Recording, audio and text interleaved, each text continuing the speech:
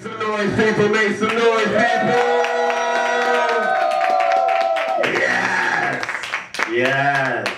Yes. How y'all doing this evening? Chilling. Y'all good? Yeah. Don't be subdued, man. We in Harlem, y'all. How y'all doing this evening? Y'all good? Ladies and gentlemen, I just really want to say, first and foremost, thank y'all for coming out to 275 West 144th Street in Harlem, New York. What you're witnessing is the second season of the Next Conversation series. It's something that was birthed last year, or maybe even the year before when I first interviewed Isung Lee. She was the first ever, she's the OG, she's the first ever guest of the Conversation series. And once we did that, we realized that it was an opportunity to have more people speak with me, artist to artist, about the things that we go through, especially as artists who are believers, are in the faith, are in ministry, part of fellowships, and Christ-centered, you know, biblically outspoken, unashamed, any tag you want to tag to it as far as like what Christian creators are.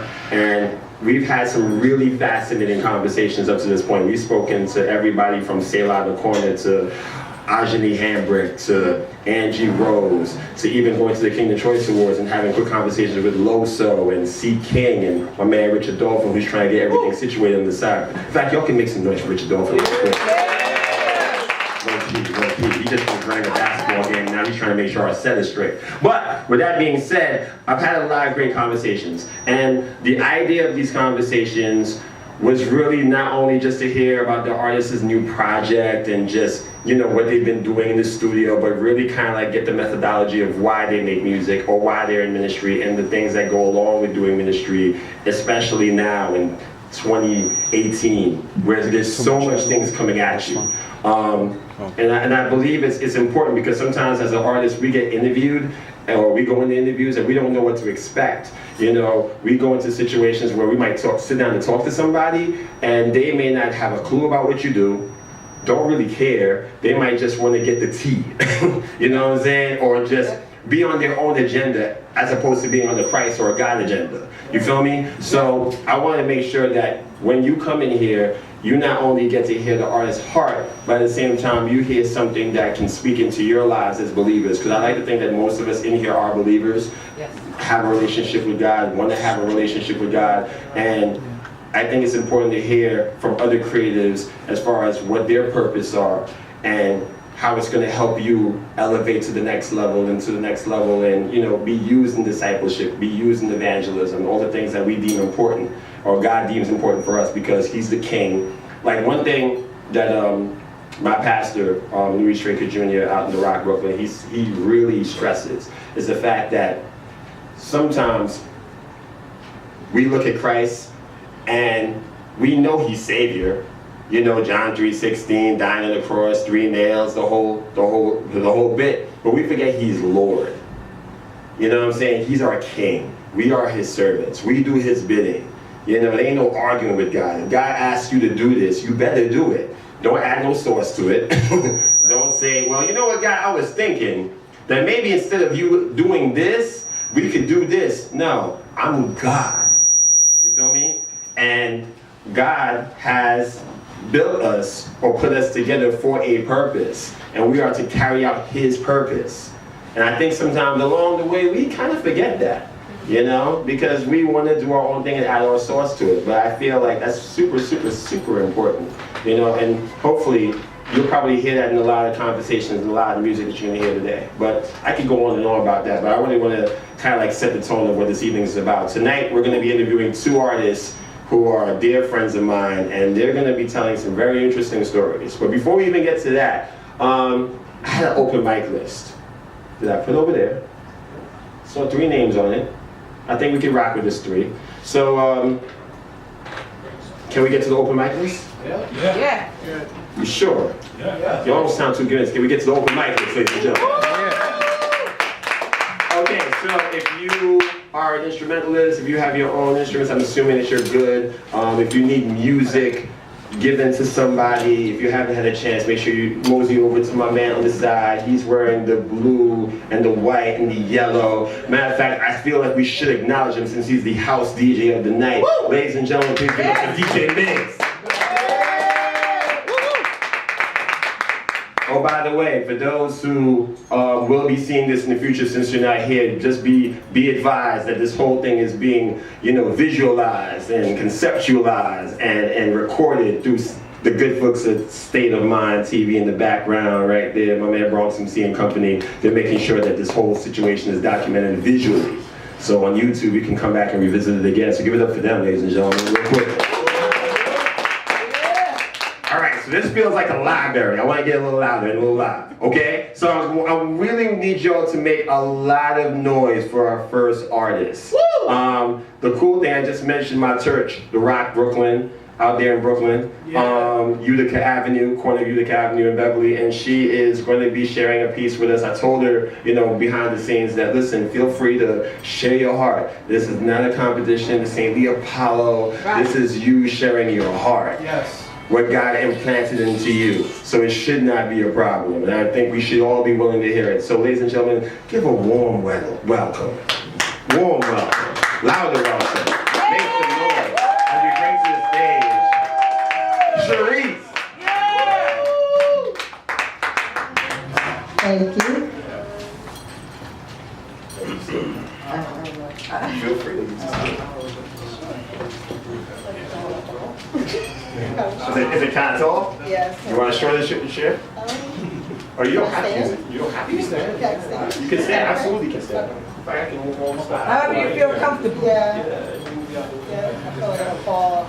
Usually the thing is I like to sit because I'm already super tall now. I tower with people all the time. Well, that's kind of my size.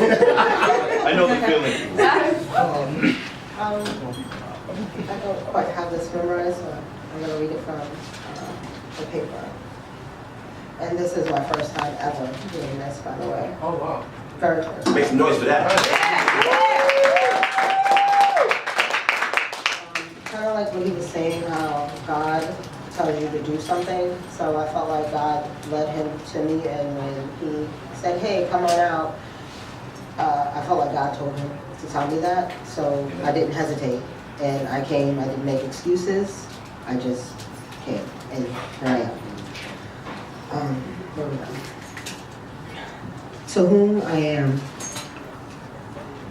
Sadness inside a child who never grew, whom you never took the time, the patience.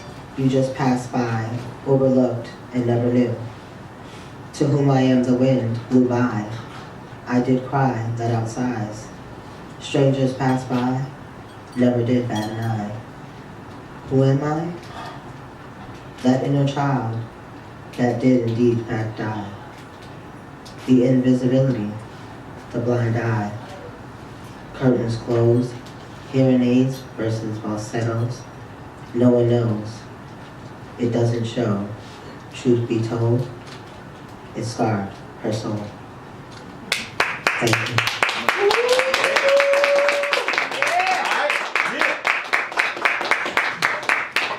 Another one, or you're going down one? Well, now that you're here, see, you're going to get a little interview right now, off the rip, because I love these moments. All right, so I have to ask, and it was really good. In fact, give it up for her one more time.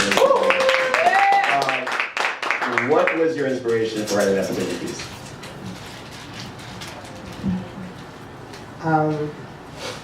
I didn't know what my audience would be like. I didn't exactly know who I was going to be in front of. And just in case, I wanted it to touch someone. Right. And let them, I wanted them to feel it. I got you. Just in case I needed to help someone. Okay, that's fair. I like that. Wait, I have one more question. What do you think for yourself?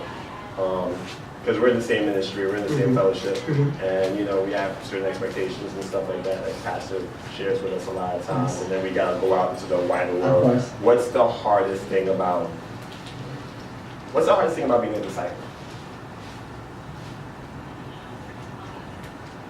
Losing one. Expound.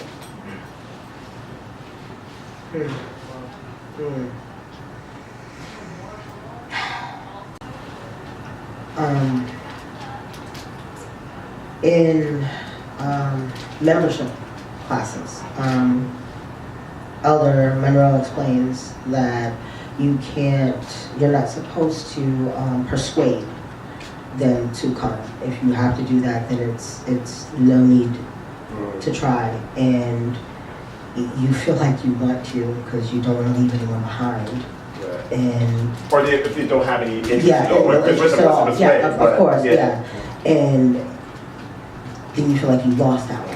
And I don't like that feeling. That's fair. Because I really don't want to leave anyone behind. Amen. I like that. I'll take that. Yeah. Give it up for Sharice, ladies and gentlemen.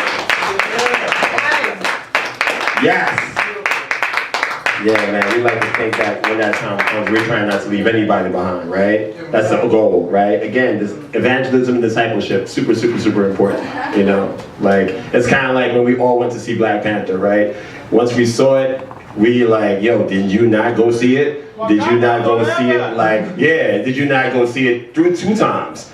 Oh, did you not go see it 5 times? Like, what's up? You know what I'm saying? Like, everybody understood what the movement was and what the agenda was. So we like to think about that as far as being believers. So again, give it up for Sharice one more time, ladies and gentlemen. Oh, in my little intro, right? One thing I forgot was that in addition to interviewing people, I even had the opportunity for one particular episode to have a guest host. And that guest host is a really close friend of mine. She's about to step on stage. She's a lyricist, creative, worship leader, a myriad of things that God is using her in. She's an artist. Like, you almost forget how many things that she does or has the capability of doing. And I have the pleasure of knowing her for the last year or so, and she's going to bless you all tonight. So ladies and gentlemen, please give it up for Evie.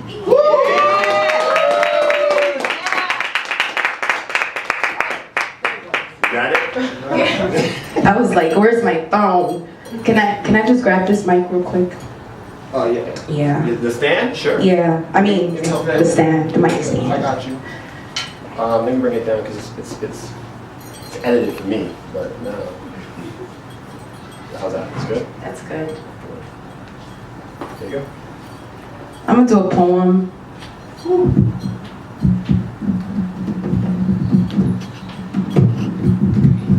I just want to share something real quick, right?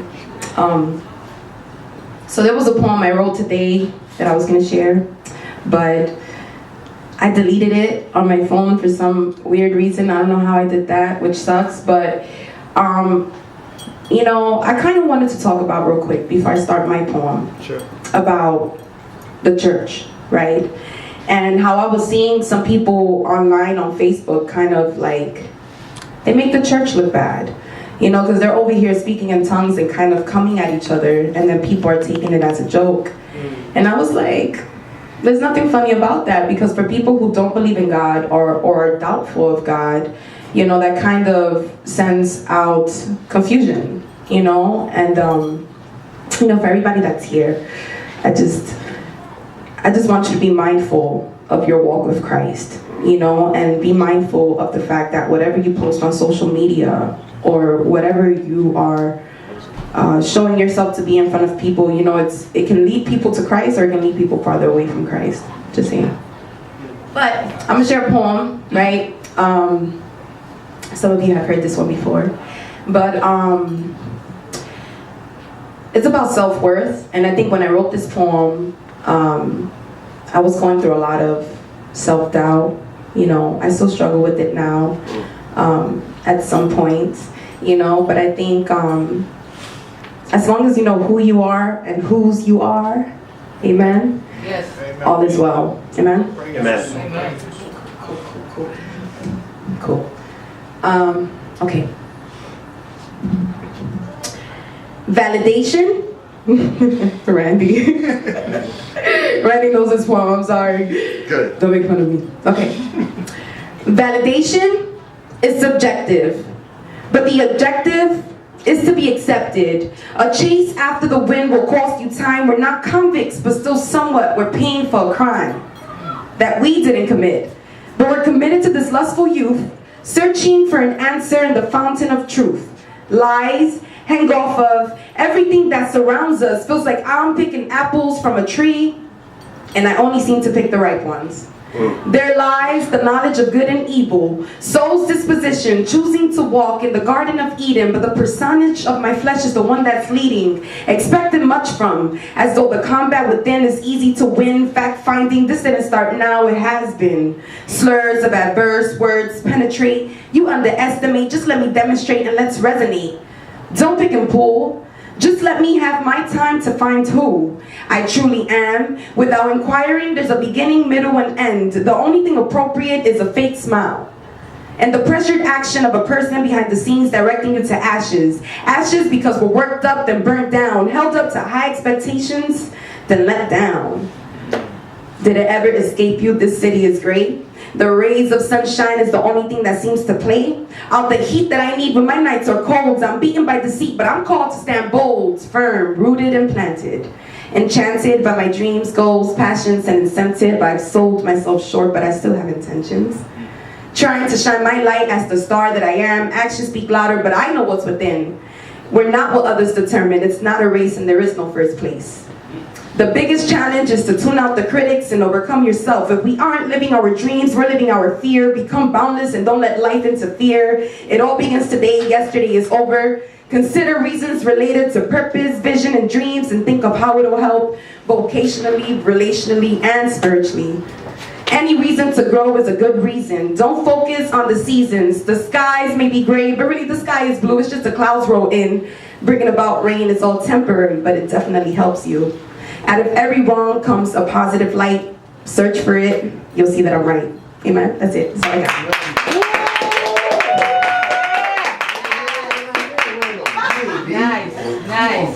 Nice. Come on back. Come on back. Ladies and gentlemen, please give it up for Evie one more time. Evie, join me on the stage, man. Or some. Yeah. Or some. Ah, man. Amazing piece, by the way. Amazing. Amazing. I've never heard it. I've never had the pleasure like Randy beat me to that, but you know. I see you get exclusives. Yeah, of course. Got you. Right. So, 2 questions. That piece. Why that piece? And why does that mean so much to you? The inspiration, you even performing it on the stage, sharing it with people. Why that piece? Why that piece? Because I think building your self-confidence is an ongoing journey. Right. You know, and I share that piece because it also serves as motivation and encouragement for myself. You know, because as I stated before, like that's self-esteem is an area that I do struggle with. But I don't allow it to define who I am, regardless of how I might struggle with it. You know, so I wanted to share it today because I just feel like, you know, it's always good to be remembered that no matter where you're at in life, no matter how many times you've fallen or what it looks like, you are still a winner, you know? Amen. I like that. And you also said something very powerful at the beginning. Again, it kind of ties into a lot of stuff that I've been drilled with at my fellowship. The whole idea of just how we present ourselves as believers to the world. Right. And whether it be in person, whether it be in social media, whether it be whatever platform you feel like you have at your disposal, and just how it might just turn somebody's mind towards God or away from Him. Right. Like, talk about why that speaks to you so deeply.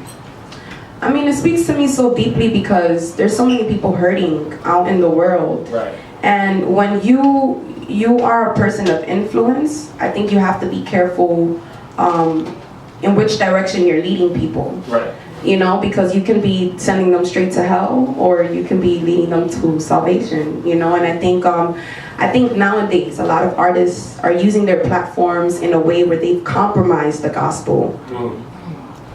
You know. So to me, that's worrisome because I'm like, listen, you know, don't compromise the gospel just to appease the masses, because at the end of the day, you're going to be held accountable for that. Does it feel like a mixed message? I do think so. I do think so, because it's like we're trying to portray Christ to be this Lord and Savior and this great man, but then, you know, when it comes to like the jokes or certain things, there's certain thin lines. There's fine lines. Right? Yeah, there's fine lines. So I don't mind the jokes, but when you make church seem like it's a joke, then, you know, I think it's a misleading message. And I would say too with that, I think it's also important that when we recognize that something's off with our peers and the way that other people present the gospel, I think it should also challenge us to look at ourselves and see where we might be like off and what type of mixed message that we send, so that, you know, you don't ever want to be that person or that community of people that's kind of like misleading people away from God. So it's like really be the change that you want to see, and it starts with you. So I'm glad that you shared that and was brave enough to share that with people. Give it up for Evie, ladies and gentlemen, one more time. All right, we still good? We still good? Yeah. I'm very happy. I saw my other guest show up, just come through the door. I ain't gonna blow up that person yet, but there will be time. So I'm glad that everybody's here, and I'm glad this feels nice and intimate, right? Real unplugged. I like this. Rich said we should take the lights down, put on these little fog lights right here. So if I'm squinting, it's because I can barely see you a little bit, but it's okay. I know you guys are here. All right, I have one more. If no one else signed that list, I believe I have only one more open mic artist up next. Not up left, up next. I get my words confused. This guy, we just actually did an event this past Wednesday. Anybody familiar with I Am Chelsea I Am? Woo! Yes. Cool. So if you've been following her on social media, you know that she's been having a beautiful week, literally and figuratively, because she's celebrating the release of an EP called A Beautiful Mess. It came out today on her birthday, 4/20, and she took the whole week to just prep people, introduce the upcoming project, doing different things in different parts of the city, and we came through to Argo T in Chelsea to be part of what she was doing on that particular Wednesday, and she's having like her album release tonight actually. So a lot of us, after we're done here, we're probably gonna roll over there to celebrate with her. And Danny was there, and he did his thing. And I expected he was gonna do his thing again. So ladies and gentlemen, please, a lot of noise, a warm welcome for Danny Love, ladies and gentlemen. Let me know what you need. I just need a chair. Chair out of here. That's it. Top. The mic can stay right there. Well, might understand. No, yeah, just the mic right there. This is nice and intimate. God bless you all. God bless you. This is good. This is good. Thank you for asking.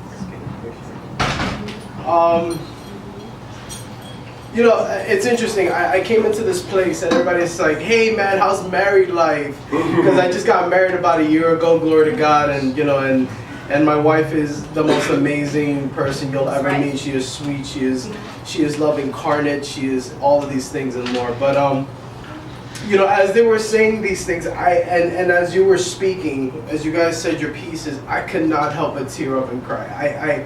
I'm easily not easily emotional, but when the presence of God is in a certain vicinity, I can't help but like just worship inside, like and so I mentioned my marriage because a lot of Goliaths are starting to stand up against my marriage. When you said that, when people were saying that how's married life, and you know, you gotta pretend sometimes like, oh, it's good, it's great, man, it's awesome, and then you know, you get home and things aren't, you know, exactly perfect, but they're good, but they're not perfect, you know what I mean? So I want to share this song. I've never shared this song in my life. I was gonna do a Foo Fighters song. I was gonna, you know, DJ kill it, but I don't feel that's not what God wants, and that's not what I'm here to do. I'm not here to glorify myself. I'm here to glorify the Most High. So this song basically says, my Goliaths fall down beneath my feet, all because of you, King Majesty. So if you memorize that, you can sing along, and it just repeats, and then there's a little bridge that you guys, once you get it, you guys can repeat with me. But glory to God.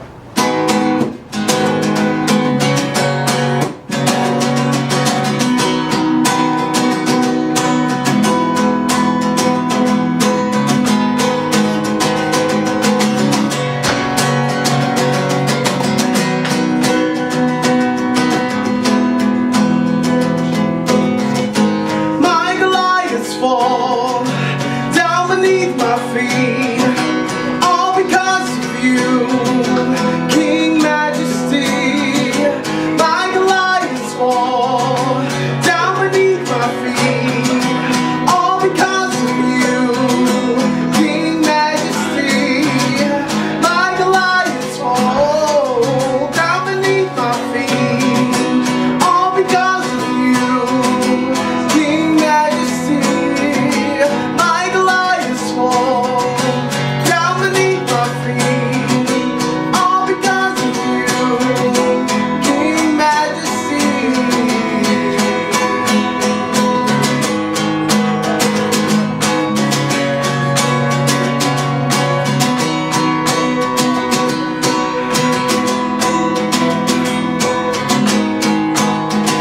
So Father, we come humbly before your presence, Almighty God, and we thank you, Lord. Because you're mighty and worthy and everlasting and infinite, God. You are holy, God. You are Alpha and Omega, beginning and the end, our Savior and our best friend. Oh God, you are mighty and infinite, God. You are, oh God, you are the biggest God I've ever had in my life, God. And I know that sounds a bit corny, God, but when you really think about it, God, when you really think about it, there's some idols that we need to get rid of. There's some things that we need to take out of our lives. And I ask you, God, that if those things are trying to take over that place where you belong, that we rebuke them and bind them right now in the name of Jesus.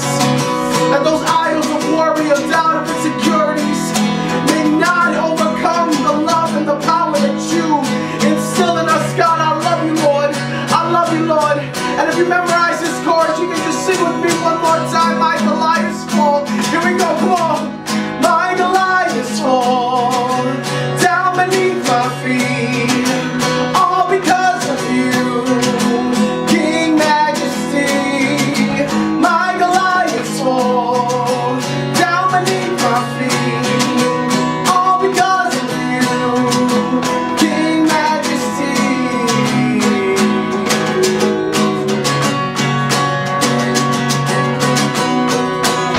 I love you, Lord. I love you, Lord.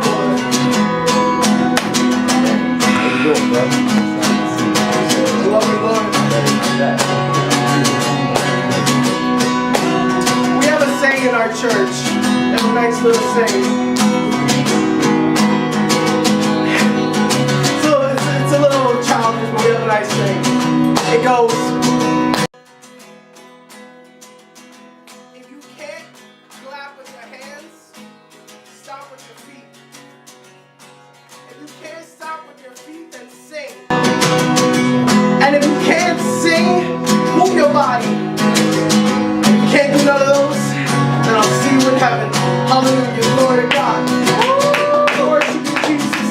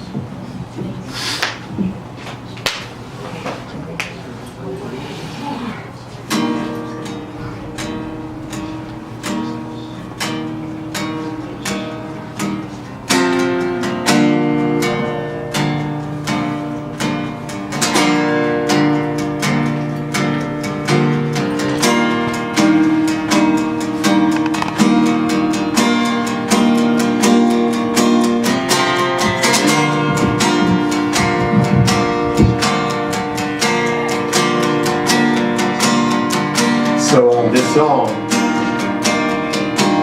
is a song that I'll be releasing a week from today. It's inspired by so many things, not the least of which was the passing of two incredibly gifted artists that I grew up listening to, bought their albums, got me through some really hard times. These gentlemen were Chris Cornell of Soundgarden and Chester Bennington of Linkin Park. And they both took their own lives almost a month apart from each other. And you start thinking about the fact that these multi-millionaires, these people who sold millions of albums, these people who have influenced so many people and got people through their storms were able to weather the storms of their own. And it really speaks to the concept and the idea that people are crying out or want to cry out to people and they don't know who to turn to. And if they do want to cry out, they feel like, well, I'm a singer. I'm a Grammy Award-winning singer. And I'm deeply depressed, and I don't know if people can accept that from me. I'm a pastor pastor. The congregation is waiting on me, needing me, hanging on me. And I don't want to get out of bed. And I don't know who I can turn to for prayer or counsel or even to admit this because I'm the pastor. And there's a lot of people that's walking around right now, keeping a lot of things, suffering in silence, staying in isolation because they're afraid to cry because they don't want to let anybody down, because they're highly dependent on. So I wrote this song called A Beautiful Mind, crying out to you. And I pray for anybody who been trying to cry out that this is your song and that you find somebody tonight, not the least of which, Jesus.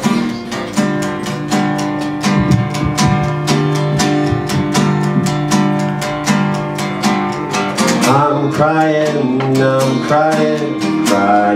out to you.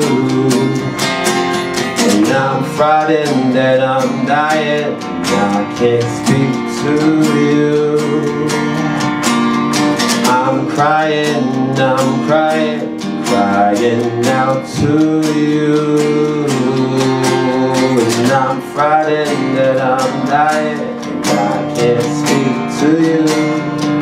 And I don't want to let you down, and then you run away. And I don't want to be around if you don't want to stay. And I don't want to let you down, and then you run away. And I don't want to be around if you don't want to stay. Don't want to play games with a throne. I'm so far gone as a fire, breathing dragon. I'm Khaleesi, thinking that deeply as a choir, breathing passion. A Christ with a leader, with a mask on that future didn't rap about. Isolation got you one step closer to a Chester, Bennington tapping out. Lack of identity trapping out, full of demons that need casting out. Ain't nothing to laugh about when the devil got your number the exact amount. When you like men, you're masculine and you can't talk to your pastor, then you isolate yourself, wrapped up in all the guilt that got you tragic in. And you never saw it coming like Trump in office. Guilt is a currency, come up off it. Trapped in your head like Kelly in the closet, with life full of promises of empty deposit. You don't know who you can turn to. STD like how it burns you, like Usher's confessions, buried and paid off. His public perceptions, the ultimate trade-off. Personal trainers got no weight off the hate of the races, a race like Adolf. Shot down shootings on a holiday weekend. I pray God takes me away from the deep end. With all these demons, I've kept them sound to the point of need to keep a weapon down. From a head voice from men under pressure now. A beautiful mind, don't want to let you down. Cause I'm crying out to you. And I'm frightened that I'm dying, I can't speak to you. And I don't want to let you down, and then you run away. And I don't want to be around if you don't want to stay. So please pray. I speak for the bipolar and manic, depressive, not sober, addict, obsessive soldier with a madness, aggressive, not over patterns that threaten hope and aspect of heaven. Know that he's grasping for brethren, not cold, his patterns of blessing. Work through his passion, accept them, no light. When darkness consumes everything in your whole life, there's no promised land. You are Moses, you won't see it so tight. Cause you feel it's not fair that you're not there. All the while God got a purpose, but you're burdened, wishing you're not here. It's an American horror story, only Fox can't see it. When you've been raped since you were 9, you clearly got a grievance. ADHD, disobedient, deal with demons. They stay tweaking, dealing with it as they act a fool. We write them off in our after schools and we tell them, don't bother me, don't interrupt my life. Just be my favorite pop star, though you cut yourself that night. I don't care why you're stressed out. Shut up, be my wife. But your wife's been trying to disappear. She really needed prayer when she said that I'm crying. I'm crying out to you. And I'm frightened that I'm lying. I can't speak to you. down, and then you run away, and I don't want to be around if you don't want to stay. I'm crying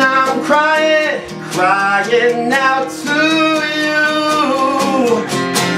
and I'm falling and I'm dying, and I can't speak to you, and I don't want to let you down, and then you run away, and I don't want to be around if you don't want to stay. So please pray, please pray.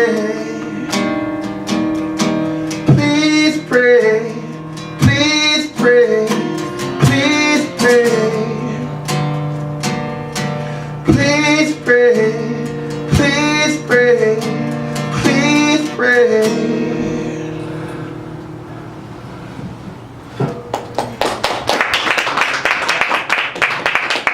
Once again, we love the guitar, ladies and gentlemen.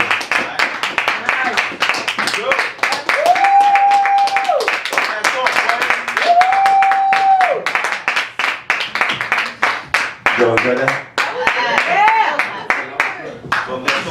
Yeah. So, yeah, that was my little surprise. I figure, you know, at one point, I was thinking of actually dropping that song today, but I was like, you know, there's a lot going on 420. There's this today, there's Chelsea's thing, and I was like, yo, let me let it get an extra week to breathe, and then, you know, we can do that. But yeah, man, it's one of the most, I'm glad you enjoyed it.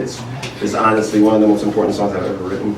I mean, it may or may not be one of the most popular songs, but I'm very proud of that piece because of just what it's supposed to be and everything that comes with it. So I'm glad you guys enjoyed it. I'm glad I was able to share it with y'all. So shout out to y'all, man.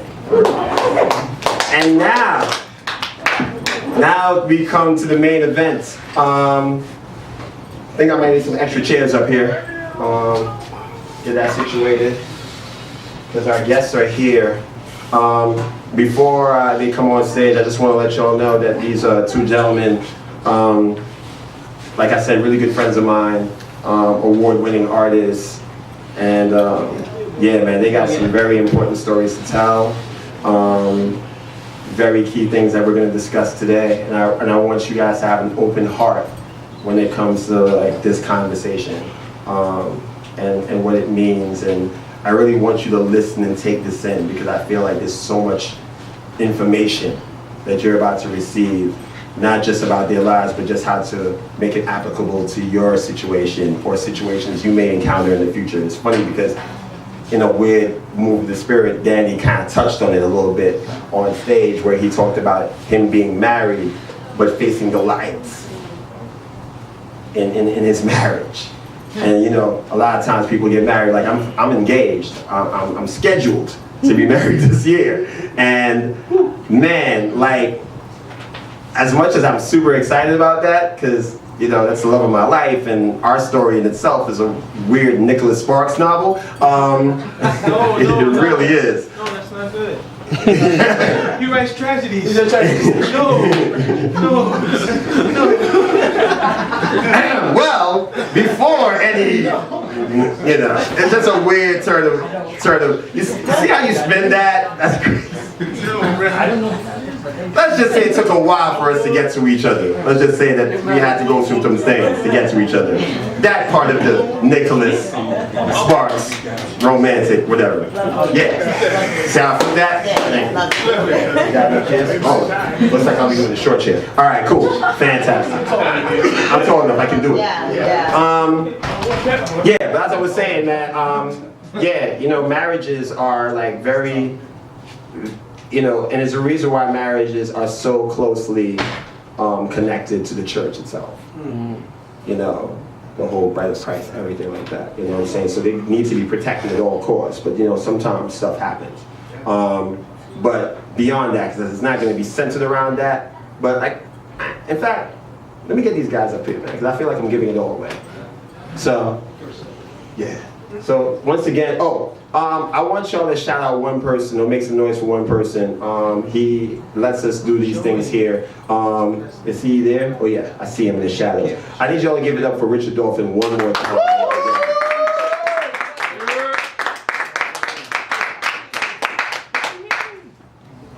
Okay, with that said, let's do it. Y'all ready for the conversation? Yeah. I said y'all ready for the conversation. Yeah. This is the first one of season 2. I'm super excited. It's gonna be a great talk. Oh, also, there's an option. At the end of our conversation, you guys are fully free to ask questions of any of these gentlemen. Few questions. A whole other interview. Few questions. All right. So the first person I want to bring up, man, I have known for a good while. He's given us super dope albums. Some of them have a lot to do with dates and times, as far as before Christ and after Christ.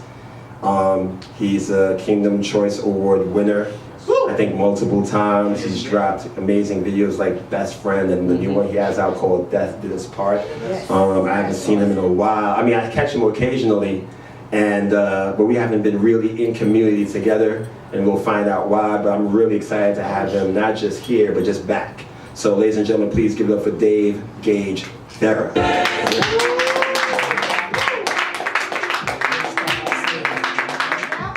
Thanks for sending this son down for my sins. If it wasn't for him, I mean, that's the tallest we got. get it going right now. I'm tall, so I can make it. So I'll praise you for the rest of my life. Yeah, we're just making sure everything is right. Migs, I like Migs. Migs is in the spirit. He threw the Gage joint on. Like, we didn't talk about this. We didn't prep this. We just knew. Give it up for DJ Migs one more time. And last but not least, DJ. Oh, man. Look, this guy is also one of my closest friends. Again, another multiple Kingdom Choice Award winner, lyricist. Freestyle. Still better. Yeah, you know, this guy. You beat me. This guy. So bitter. This guy. Y'all having inside baseball jokes over there about bitterness and who should have won, and we're past that. We revived. You know what I mean? We on that. Okay, we can start that conversation. Let's go. Alright, cool.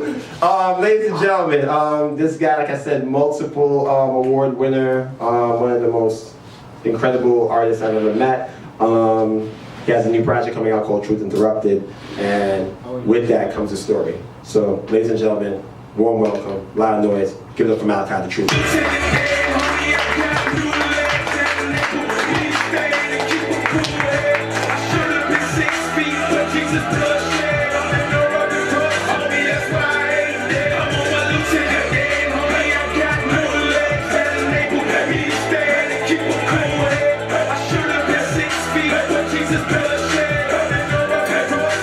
Yeah, make some noise for Malakai the Truth and Gage. You guys want to move a little closer? Matter of fact, can someone hold my mic? Hold my mic real quick. I want to get a little comfortable so I know it's going to happen. Make sure they got the mic situated. So you guys can go to commercial now. Brought to you by KAINES. Thank you. Looking for your spouse, go to ChristianMingle.com. It doesn't work. Oh, you got jokes. Oh, that's the type of jokes we doing. Oh, okay. Oh, man, this is going to be wild. Lord of mercy. All right, let's try this again. Give it up for Malakai the Truth and Gage, ladies and gentlemen. Okay, so full disclosure. Malakai, I see you kind of often. Gage, I see you ever so often once in the blue moon, but hopefully not being the case anymore. So I never talked to you about having what type of questions that we're gonna speak on. We never had that conversation because there's things that I've always wanted to ask, and I felt like it would be more raw and more visceral if I just got it in the moment. And it's funny because before I even thought about doing the next conversation series for the second season, Malakai reached out to me asking, hey, when are you doing it? I want to talk. I'm like, oh, word? We ready? It's like that? Okay, cool. Then, maybe not even a week later, this dude comes on the scene and started talking about, I got a new video. He didn't say it, but I'm seeing I'm seeing the rollout. And I'm realizing, oh, these stories are kind of similar, kind of in the same ballpark. And I reached out to him and I was like, yo, Gage, can we talk about this? And you know, I got Malakai with me and he was with it, obviously, he's here. So, it's gonna be like a great tennis match. This is gonna be back and forth. This is, you know, Jan Borg and John McEnroe. This is what's gonna happen, back and forth. That's what we're gonna do. All right, so, who do I wanna start with? I'm gonna start with Gage. So yeah, bro, I haven't seen you in a while. I remember going to like Crown Chicken, getting some food, and I walk across the street to my building, and next thing you know, you're beeping the horn, and it's you. And we sit down in the car for a while, we talk. And We're gonna get some small chairs. Yeah. For the aesthetics. We're just gonna have Yeah. oh yeah? All right, cool, we switching chairs. Hold on. See, this is live. This is on the fly. So everything you just said, you got to say it all over. Okay, cool. Oh, we'll just chop it up. Loving this, right? Everything I said? Okay, cool. Now I got you. Now we Thank God I'm a got professional and I can do this. I got to fix the light. Yeah. All right, cool. It's better, right? Yeah, it actually feels a lot better too. I feel one of y'all. Always listen to the rappers. Nah. All right, Malakai, whenever you're ready. I'm ready. All right, bet. So let's try it again. All right, so right up to the welcome back to the conversation series. All right, ladies and gentlemen, give it up for Malakai the Truth. Engage. Now, again, full disclosure, I haven't seen these guys in a very long time. Well, Malakai I've seen, Gage not so much. But beyond that, even when we signed up to do this particular event, you know, we didn't have a powwow about what questions I should ask. We didn't have any kind of conversation, simply because I wanted to make sure that the questions I ask of you are visceral, are raw, are uncut, are vivid, are brutally honest if necessary, right? And I figured because of, you know, things that you had gone through, and then you said, you know, you reached out to me and you said, you know, I want to speak on it. You know, like, when's the next conversation series back? I want to speak on it. And then not much longer than that, then, you know, Gage wraps this video and it's very interesting. And even in conversations, the one or two conversations we had, I realized that something was up. And then the video kind of like gave more evidence to that. So at that point, I was just like, well, we should just all talk together. And I figured that if we talk together in front of a live audience, it would make more of a very interesting conversation as far as just like this story. So Gage, I'm gonna start with you. Yeah, so, you know, you dropped this video that did this part.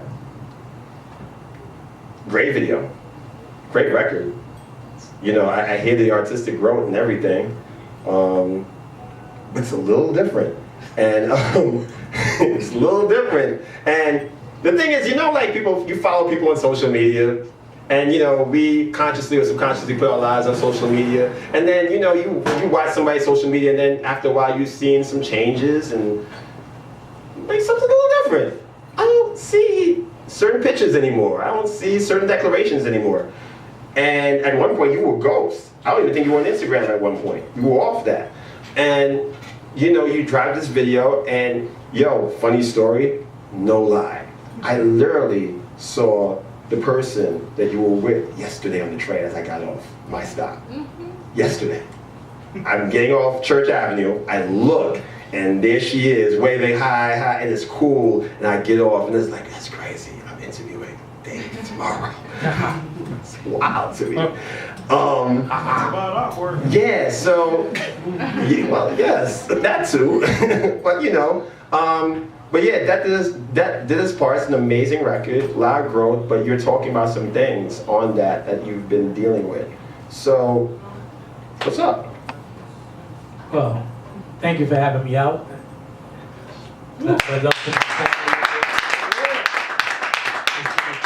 Crazy. Can y'all hear me good? Yes. It's been a crazy, I would say 2.5 years. for me, particularly as David Veira himself, not Gage. Right. You know, Gage has been doing a lot of crazy stuff, and Gage was caught up in a lot of things that he shouldn't have been in, as far as being a Christian rapper, as well as being someone that was out in the forefront. So I would like to start off with saying, you know, at this particular time, I'm currently divorced. Now, I don't want to just get at the fact that I am divorced and just leave it at that and go into for certain things. I kind of want to get y'all to understand why I'm divorced. Okay. And I understand why I'm divorced. And I learned not to be a victim anymore and to sit there and try to act like everybody's doing things to me. When I realized that I was doing things to myself. And I would say the best part about this 2 years that I've ever really realized is that when God tells you certain things not to do, He's not doing it to tell you what to do, and He's not asking you to do something for Him. He doesn't want something from you, He wants something for you. And if you're a parent, you will understand that when you tell your kids not to do something, you're not telling them not to do it because you just want to tell them what to do. You're telling them not to do it because you know what's best for them. Right, you're kind of getting them in position. Right, so you're trying to help them out to understand that. So to start off this whole situation, I have been addicted to porn for years. Since I was a kid. I mean, I grew up in a family with 8 brothers, 3 sisters, and all my brothers was older than me. I'm the youngest, and everybody was just wilding. Where it was just that the more girls you had, the better you were. Even down to my own family. I was babysitted by an older woman at times that mishandled me. So I was actually, you know, I would say taken advantage of from an older woman who was very promiscuous out there. So when we talk about soul ties and all that kind of stuff, it's real. You might be asking how old were you when that happens? I would probably say, and that's to show you it's so wild because I don't exactly know the year, the age, but I would say I was too young to know better. And I was probably, I would say about, I would probably, if we want to do a ballpark figure, 6, 7. Gotcha. So this has happened to me from there, and then all of a sudden from there, the porn came in. So now, at that point in time, I'm addicted to porn. You know, running around with different girls. As I'm not saying at 6 years old. I mean, let's be real. You know what I mean? I'm saying when I got. Nah, I get the context. Heck of a thing to do at 6 years old, bro. So what I'm saying is further on down the line, when I get into high school now, I start, you know, running around, you know, the normal 20, 21-year-old after high school, and I'm running around. I'm on tour. I'm doing shows because I'm a Christian. I'm not a Christian rapper at the time. Right, right. So I'm rapping and I'm still going out there doing my thing and doing my thing into the world and running around. And I get into a relationship for 7 years, and then we broke up, and I lost it all at that point. And that's what brought me to Christ in December 31st, 1999. Name of your first album? That was the name of my first album. Right. So me coming to Christ now, I thought I had it all together. I'm figuring, okay, well, you check this out. Jesus saved me. All my stuff in the past is gone. I'm good. Mm-hmm. Sadly mistaken. I'm pretty sure every Christian in here knows better than me. Amen. That's not the end. Okay, there's a lot of work to do. That was the beginning, actually. Yes, sir. So with that being said, you know, I just started to do more of the church lingo things. You know, I'm a good rapper, so I go into the church and I start doing records. And you know, the church was kind of shunning me at first because they was figuring my stuff was too underground. You know, Conquest. We dealt with that a lot. And I decided, okay, well, my second album, January 1st, 2000, I'm gonna cater to the church. Right. So I knew exactly to do the church lingo. Mind you, I'm still addicted to porn. Let's stop there for a second. So, yeah, because, all right, so at one point, around the time, I want to say right around the time you dropped Best Friend, like right around that January 1st, 2000 album, like, I feel like you were at the peak of your popularity. Like, I couldn't really find anybody who did not want to do a song with you. I couldn't find anybody who wouldn't want to come to a Gage affiliated show. Like, you know, as far as our little small independent thing of ours in New York, you were on top at one point. And not just on top for the sake of being on top, but just like the respect, the reverence, the accolades, everything. People looked up to you. I looked up to you. We would have various conversations about stuff that I may or may not have been doing wrong, and just giving advice and just going back and forth. Meanwhile, you're dealing with this thing. Yeah, was there anybody around that time that you even gave an inkling? And that's the problem. You see, it's funny when you say you looked up to me, I looked up to me. And that's the problem. Because I was more caught up in the hype. I was caught up in the church accepted me because I knew what to say. Right. But I didn't have a relationship with Christ yet. And I think that's very key. The church lingo, knowing what to say, having the catchphrases, appearing the part, looking the part, making music that caters to a certain community. You know what I'm saying? I feel that anybody who has any kind of artistry in them and who's ever have been blessed with talent know how to just fit in. Yep. But I didn't have a relationship with Jesus until 2 years ago. And I've been saved since '99. So when he says in his word, get to know me, because I'm meek and my burden is light, we always skip the part, but we get to the part where I'm meek and burden and light, but we skip the part that he says, get to know me. See, because how can you serve somebody that you don't know? Right, right. So, I mean, how could you even trust somebody that you don't know? So, there was a lot of things that I just didn't know as a Christian, as far as, first of all, I didn't even know myself as a man, knowing that men and women experience intimacy differently. Men are visual, men are we're physical, women are more verbal, and and they want to hear things. So that's why they say, guys, you got the gift of gab, you pull the girl. Because women are more verbal, men are visual. So all this time, I'm sitting here looking at porn, seeing 1,000 girls, I become a Christian, and I feel, okay, well, I could just go from looking at 1,000 to just looking at one. Right. It's not going to happen. Yeah, that switch don't go off like that. It's just not going to happen. So let me ask you this, too. There's a piece that you do. You often do it a cappella. I actually have never heard it to music. And it's that piece that, if you follow Gage, you know it well. It's the one where you address the women and you address the men. If y'all know him, you know what joint I'm talking about. Powerful piece, right? Very convicting. In the moments that you did that piece, were you even convicted then with everything that was going on? My first record that I ever came out with when I was convicted was Death Did His Part. So let me just be clear. I was not convicted my whole entire career. 18 years in Christ, set free only 2. Talking it won't get you free, is up to what you do. Okay. That's what I said in that record. Yeah. So I'm saying to you that I was still battling masturbation. I was still battling porn. I was still battling my eyes. Me being a man, knowing that we're visual beings, I didn't understand why my eyes were like heat sensors. The minute somebody passes in the summer, it was just like phew, and it's just like you couldn't even control it. Phew, phew, phew. But I didn't understand that because I was feeding it. Whatever you got to remember, anything that you do in life, you build. You build porn addictions, you build relationships, you build love, or you build hate. But everything is built. And I thought that I could just walk to an altar and say, I do, and be able to. But you can't. Everything, including being a husband, you have to learn. You have to be trained in. You can't just have your ability to look at anything you want to look at and then all of a sudden be able to just look at one and be satisfied. Variety never satisfies. It only fuels the desire. And that's what I said in the song. You gotta starve it till you crave for one. So what I had to understand is God had to be able, those 2 years you didn't see me, God had to let me be able to be content with none so I could appreciate one. Can you say that again? I had to be content with none so I could appreciate one. So what that means is I don't watch rated R movies no more. I don't watch anything in the thing that has anything to do with any kind of explicit things. I do not want to see no naked bodies but one.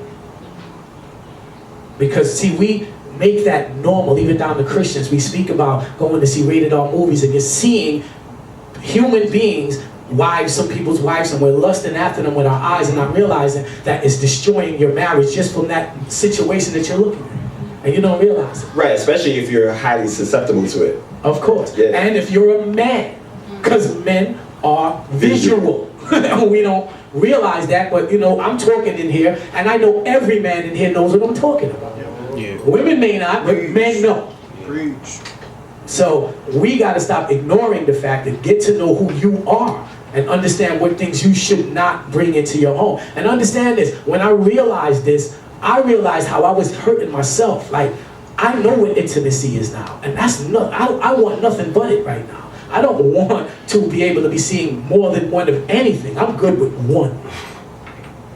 I mean, I said that on the interview, as crazy as it may sound. If you're a person that drinks, and you drink one drink, it always gets to your head, but if you get to 5 drinks, one don't do it for you no more. Think about it.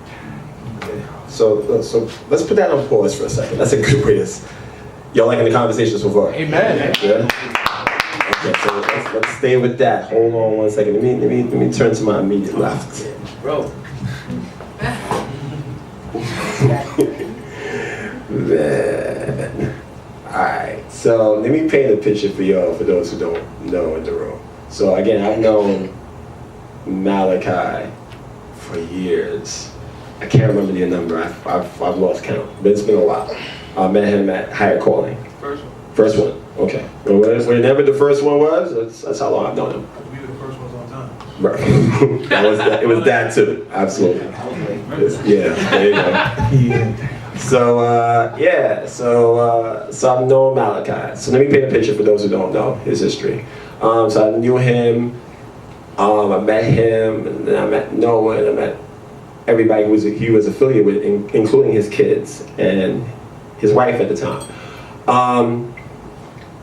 Almost like astronomically and extremely quick, like Malakai just became the guy. Yes, sir. You know, Malakai just became one of those guys, and at some points the guy, as far as just his ministry, his music, doing events, the accolades, the respect, his lyricism, his body of work, the way he was able to flip certain songs that used to belong to Jay and Ye and Riri, and just made it one band, one sound.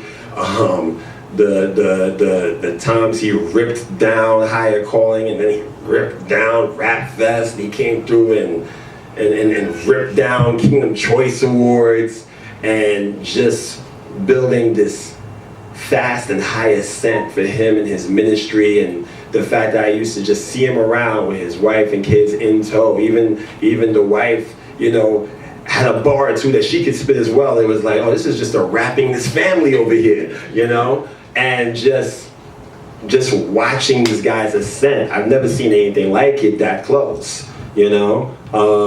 And we all know that, you know, Malakai has a transcendent gift. Just the way he would just walk into a room, and then all of a sudden it's not rap no more, it's complete worship, it's complete, yo, I'm going over my time, we talking this talk, and the presence of God was in the room, and it was hard to get him out, and you didn't want him out, because he was in the room. Like, this was Malakai. In a lot of ways, it still is Malakai, right? So we're watching this, and I remember going to, I want to say it was a Kingdom Generals event, and I remember that there was some weird things happening on his social media page, his Facebook. And it was just like certain things that just put me in pause as far as his marriage was concerned. And it just seemed like, okay, there's trouble there. And, you know, maybe the wife's not doing the right things. And some to that effect, so, you know, I pull him to the side, it's like, yo, everything good? Are we good? And it's like, yeah, you know, we're working this thing out. My wife is just not in a really great place right now. It's just, you know, but the way it seemed at the time, he seemed like he had it under control. And if there was a deep hurt there, that he was on top of it, he was blameless, he was, you know what I'm saying? Like, this is hella disappointing, but I'm good. I'm good. But it just continued. It just started to spill all over social media. All these weird cryptic messages, everything just started just being left. And then I had a conversation with his wife at the time, and yeah, it was a lot. A lot. And it just, like, the way she was describing it at the time, I was like, is this the same guy? It does not sound like the same guy. You know, near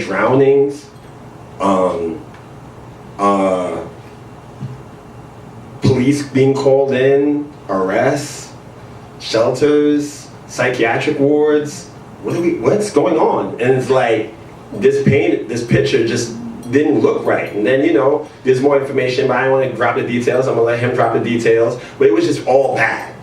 This marriage was burning up in fiery flames. It was all bad, bad. To the point where at one point, maybe some, because I didn't advertise it, there's no need. You know, at one point, Malakai had to stay with me for about maybe a couple of weeks. Yep. I just moved into an apartment. I didn't even have all my furniture in there yet. And at one point, it was looking like he was going to be in the shelter. And I'm like, dude, you're not in the shelter. I'm your friend. You can stay here. You want to sleep on the carpet and the wood floors, because I just don't want you in the shelter. And he stayed there for a while as he and his wife at the time was trying to repair their marriage, trying to get it back, because Malakai had fallen so far off the wagon when it came to that in ways that just was unfathomable in my mind. But they looked like they were getting back together. Things worked out. I spoke to the wife and she was like, you know, we're gonna make this work. Malakai was like, we're gonna make this work. And then all of a sudden the cryptic messages went away and everything was lovey-dovey and we're gonna get this back on and, you know, we back. And then it got worse again, maybe even worse than before. And all I'm hearing is rumors, stories, because certain things was happening. Now, another full disclosure, I'm working with Malakai during the times when these two things happened in the same place. We both worked at the Y. We both worked at this place. I still work there, this place called Kids Creative, and things was happening that ain't supposed to be happening. And at this point, it's pretty much over. It's done. And I'm speaking to the wife and I'm hearing things again that's just like not good, you know? And, you know, as a friend, you're like, what do you say? What do you do? How do you help? How do you pray? And I'm talking to Malakai, he's giving and at this point, I think he's coming to a realization himself about what's going on. And, you know, I think for the outside looking in for people who know you or know of you, you know, when you see somebody putting up stuff that relates to domestic violence and domestic abuse and all these other things that's being put out there into the world, and it's just these weird, you know, flares in the air, like, yo, we going to hell with this thing right now, it's bad. Then it's like, what's up? So, let's talk about that time. Said a lot. Man, the mic is loud. Bring it down. I'm the preacher. Bring it down. I know how to put that. You said a lot. Sitting there listening to you speak, in the beginning, you went through all these accolades of how I had this great ascension, and I was this guy, and I was that guy, and I won this award, and I shut this down and shut that down. It's funny. I've always wanted to be the guy that was accepted. Same here. I feel you. Coming into ministry at 15, 16, I've been doing this for half my life. I'm 30, I just turned 30. And I've been doing this since I was 15. Rapping out here. And when I came into this thing, I came in standing next to the two nicest rappers ever. And I say this, and anytime an interview I go through or anytime I talk to, any people I talk about, when you see me with the same set. Mm-hmm. Noah, the governor, and my man Donald. Right. These are the two nicest dudes you ever met. I put them against anybody as lyricists, as songwriters, as conceptualizers, as artists, as ministers of the gospel. I put them against anybody. Mm-hmm. And the funny thing is, I was the guy in the group. Anybody watch wrestling? Yep. That's me. I was the Jeff Hardy in the group. And not necessarily in popularity, but he just was all over the place. Like, you don't need to jump off that ladder, Ty. Yeah. You don't need to jump on, like, you don't need to step on that pew, bro. We just got here. Like, I was that dude, and I felt like I needed to do something to stand out, to be noticed, because I was standing next to these two juggernauts. And I say that all to say is that even in the time that I was ascending, I wasn't ascending. I was questioning, like, dang, I gotta rap against Chris. I gotta rap against Chris, Elijah Miguel, Conquest, what you doing for? Like, these dudes got albums out. Nobody know me, I'm from Harlem. So that was your perception while the outside world had a different perception. Right, exactly. Yeah. And you don't know, like, battling my upbringing and things that I haven't dealt with, traumas that I've never dealt with. When you see me minister, that's my time with God. That's my ability, that's my time where it's like, I'm on the stage for this 15 minutes and you're gonna get, and me and God we gonna Joseph this thing. We gonna wrestle. And I'm not gonna stop till you bless me, but I didn't know I was blessing others. Never realized it. Didn't realize it. And it got to the point where I did realize it when I did Rap Fest back to back. That's when the ego started. Cause I did Rap Fest 11, and then they called me back at Rap Fest 12. Yep. And I was like, ain't nobody do Rap Fest back to back. I'm the man out here. Hold up. Ain't nobody do Rap Fest back to back. Back to back. Yeah. I hear that. You know what I'm saying? And I was at a place where I always cared about, are they gonna go ooh and ah to my bars like they do at No? Are they gonna get my style? I don't rap like everybody else. God don't give it to me like everybody else. I got a peculiar anointing. I look different. Are they looking at me because I'm like the Cron Down of Christian hip hop? Anybody that know underground, strong arm steady? Are they looking at me like that? Ali. Right. Type of thing. Yeah. You know what I'm saying? Are they looking at me like that? Or real Christian hip hop heads, are they looking at me as like the New York Deshaun, the Golden Child? He from VA, shout out to him. You know what I'm saying? Are you really respecting me as an artist and as a minister, or am I like the novelty act? Let me put him out there, give him an opportunity, or he just warm it up till I get out there. Oh wow! You see what I'm saying? Yeah. I didn't have the confidence in my artistry. I didn't have a confidence in my ministry. I didn't have confidence at all. I lacked confidence altogether. And on stage and in interactions with others, that was the facade, because KAINES was broken. Malakai the Truth was the alter ego. So when you see me on stage, yeah, I'm Malakai. I'm nice. That's Malakai. That's the one I created. Because if you really got to meet KAINES is sitting in his room, writing in his book. KAINES is by himself. KAINES ain't talking to nobody. KAINES is like A Boogie from Paid in Full. Don't nobody know my business.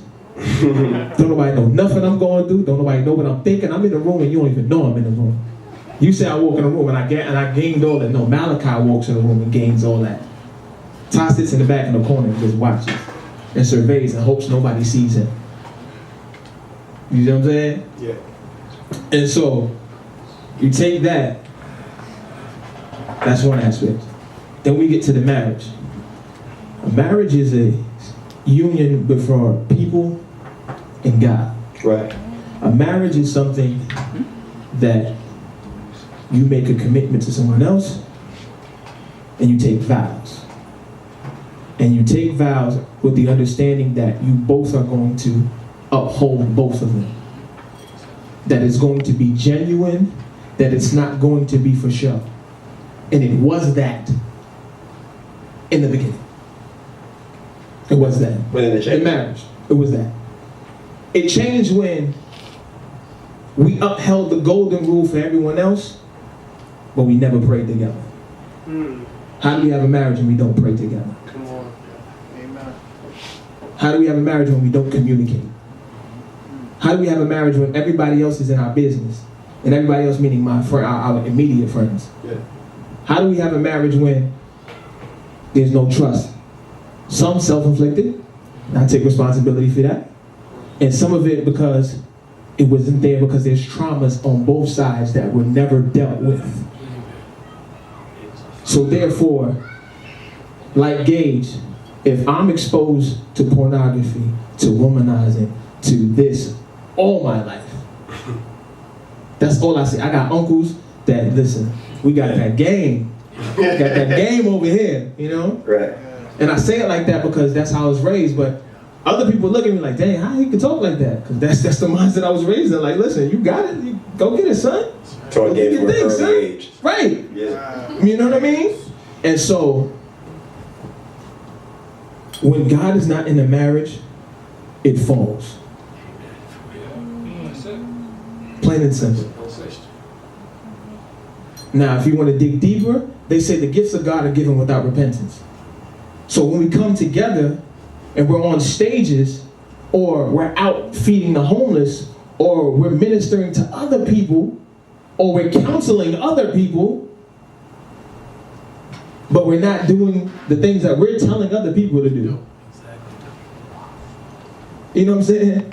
It got so real, and I know this is real, that my best friend came to my house. Came to my house, knocked on the door, came upstairs. He knew what was going on because he was close. He was even closer than you.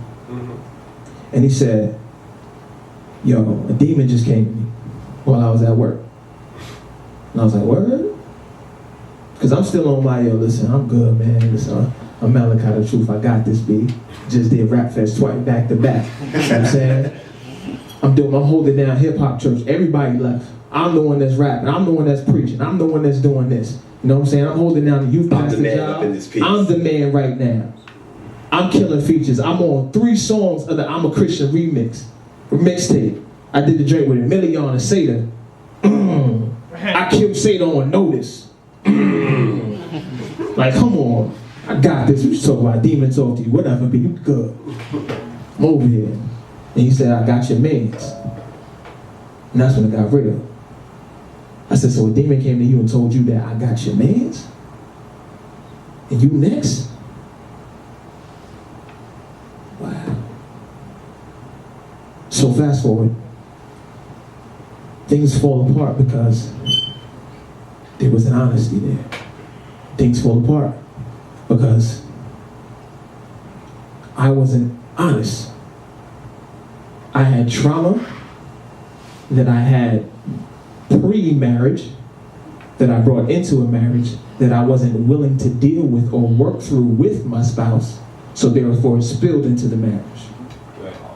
But it had peaks and valleys because during this time, we had my son.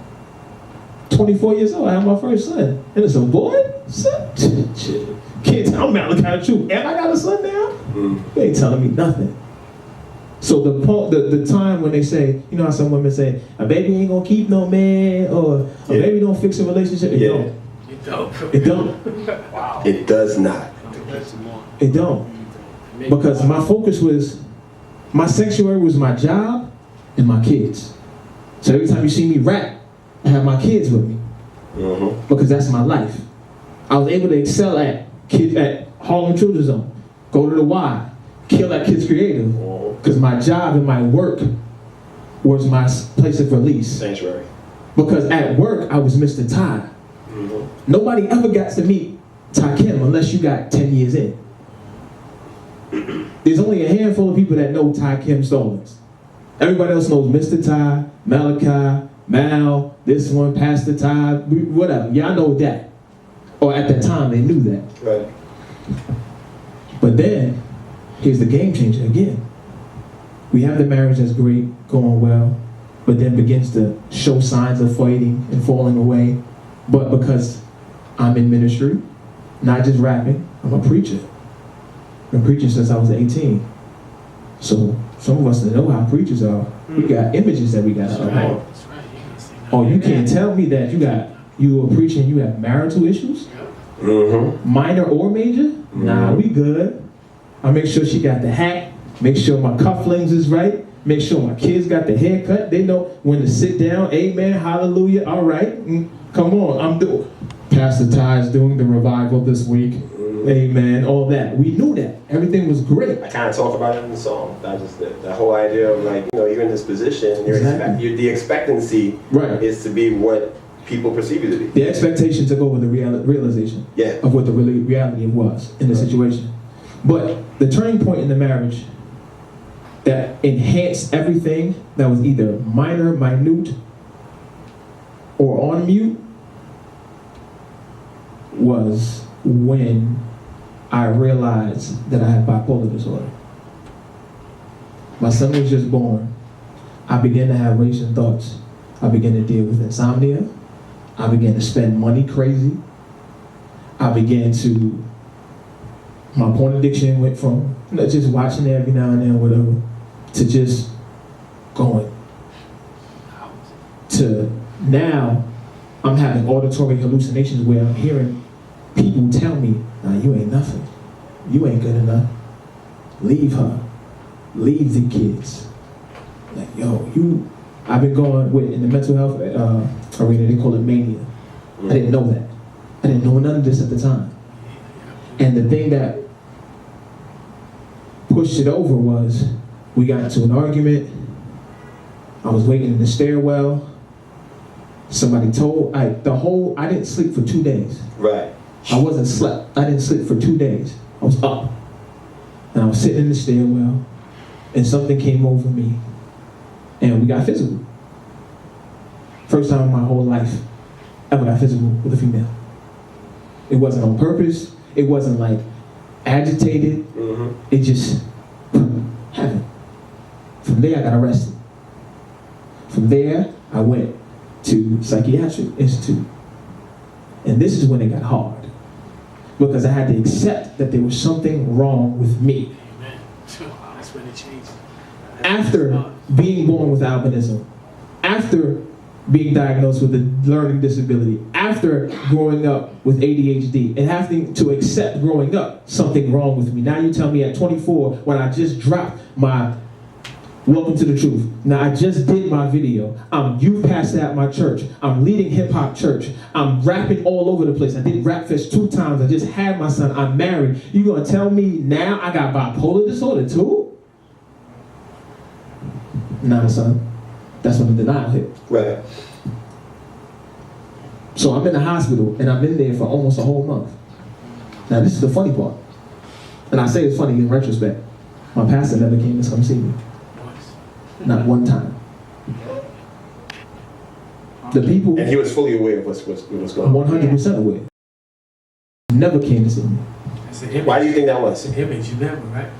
The reason why he gave me was I didn't want to see you in that light, in that predicament, or in that place. That's the time you should be seen. I don't want to be seen in that light, you know what I mean? And so for me, that showed me again, like, that further solidified what was wrong with me in the first place. So I got to get up out of here to get things right. So I half did what I was supposed to in the hospital. I went to every meeting. I was working out. I was reading. I was doing all I needed to do. I gained all the information about whatever I had to do to get out of there. Kind of like to beat rehab, in a way. Yeah. Yep. I spent time in there. In straight jackets, I spent time in the quiet room. I spent time on medication that had me feeling like I was a zombie. I was in there and nobody, and the funny thing is my friends didn't know. My friends was there prior when I was on the top of my roof on my building, getting ready to jump off. When I jumped in the Harlem River that's down there and nearly drowned, and this was February, where I had hypothermia over half of the bottom half of my body. This was real. Can we go back a little bit? Yeah, we can go back.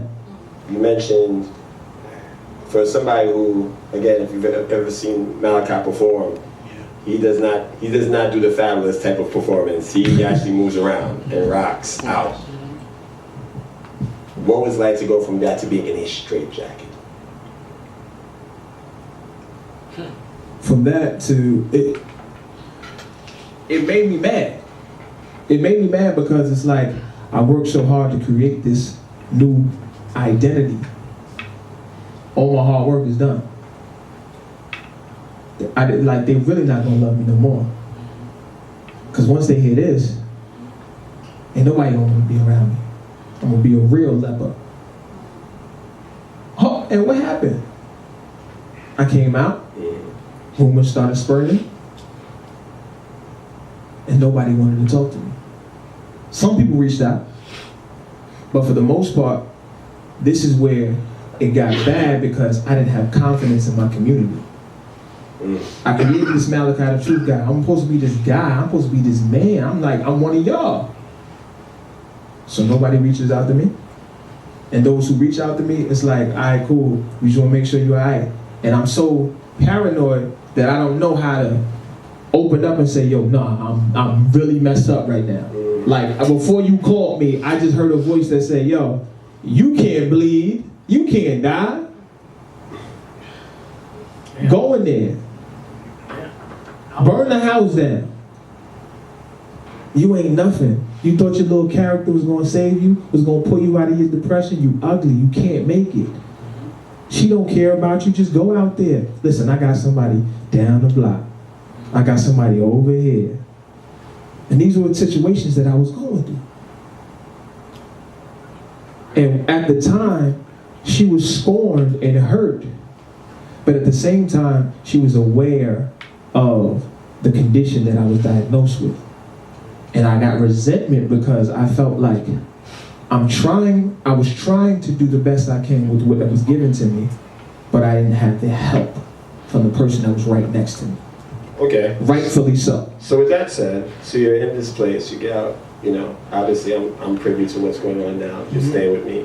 But at some point you get Oh, no, wait, you're going too far. Oh, okay, sorry. Because I got out, and before I was with you, I was in 145th Street Park right there on the baseball. That's where I was living. I was staying out there, right on the bench, right on the bleachers, and I would get up at 6 in the morning just to make sure I took my son to school because I didn't want them to know nothing was going on with their father. So I would get up, go there, I would go pick them up from school after work, bring them home, stay in the living room, stay away from her, stay away from everybody, then put them to bed and leave, and go to sleep in the park. Police coming, yo, you gotta leave, so I'm just walking home. And then if I got tired, I was like, all right, I'll get on the 1 train, or I get on the 8 train, because I know it's the longest train. Yeah. I go from 207th all the way down to my Ave, I can't remember. Yeah, my Ave, and back. 2-3 times. Killing time. You know what's crazy too is not to cut you, it's just that I was one of those dudes, Malakai, and I'm gonna be real, you know. When I was being the person that I was hiding in throughout all this and trying to show off and being this great minister, I was seeing your post.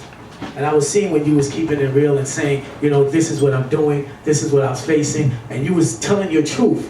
And I was sitting there saying, what's this dude doing?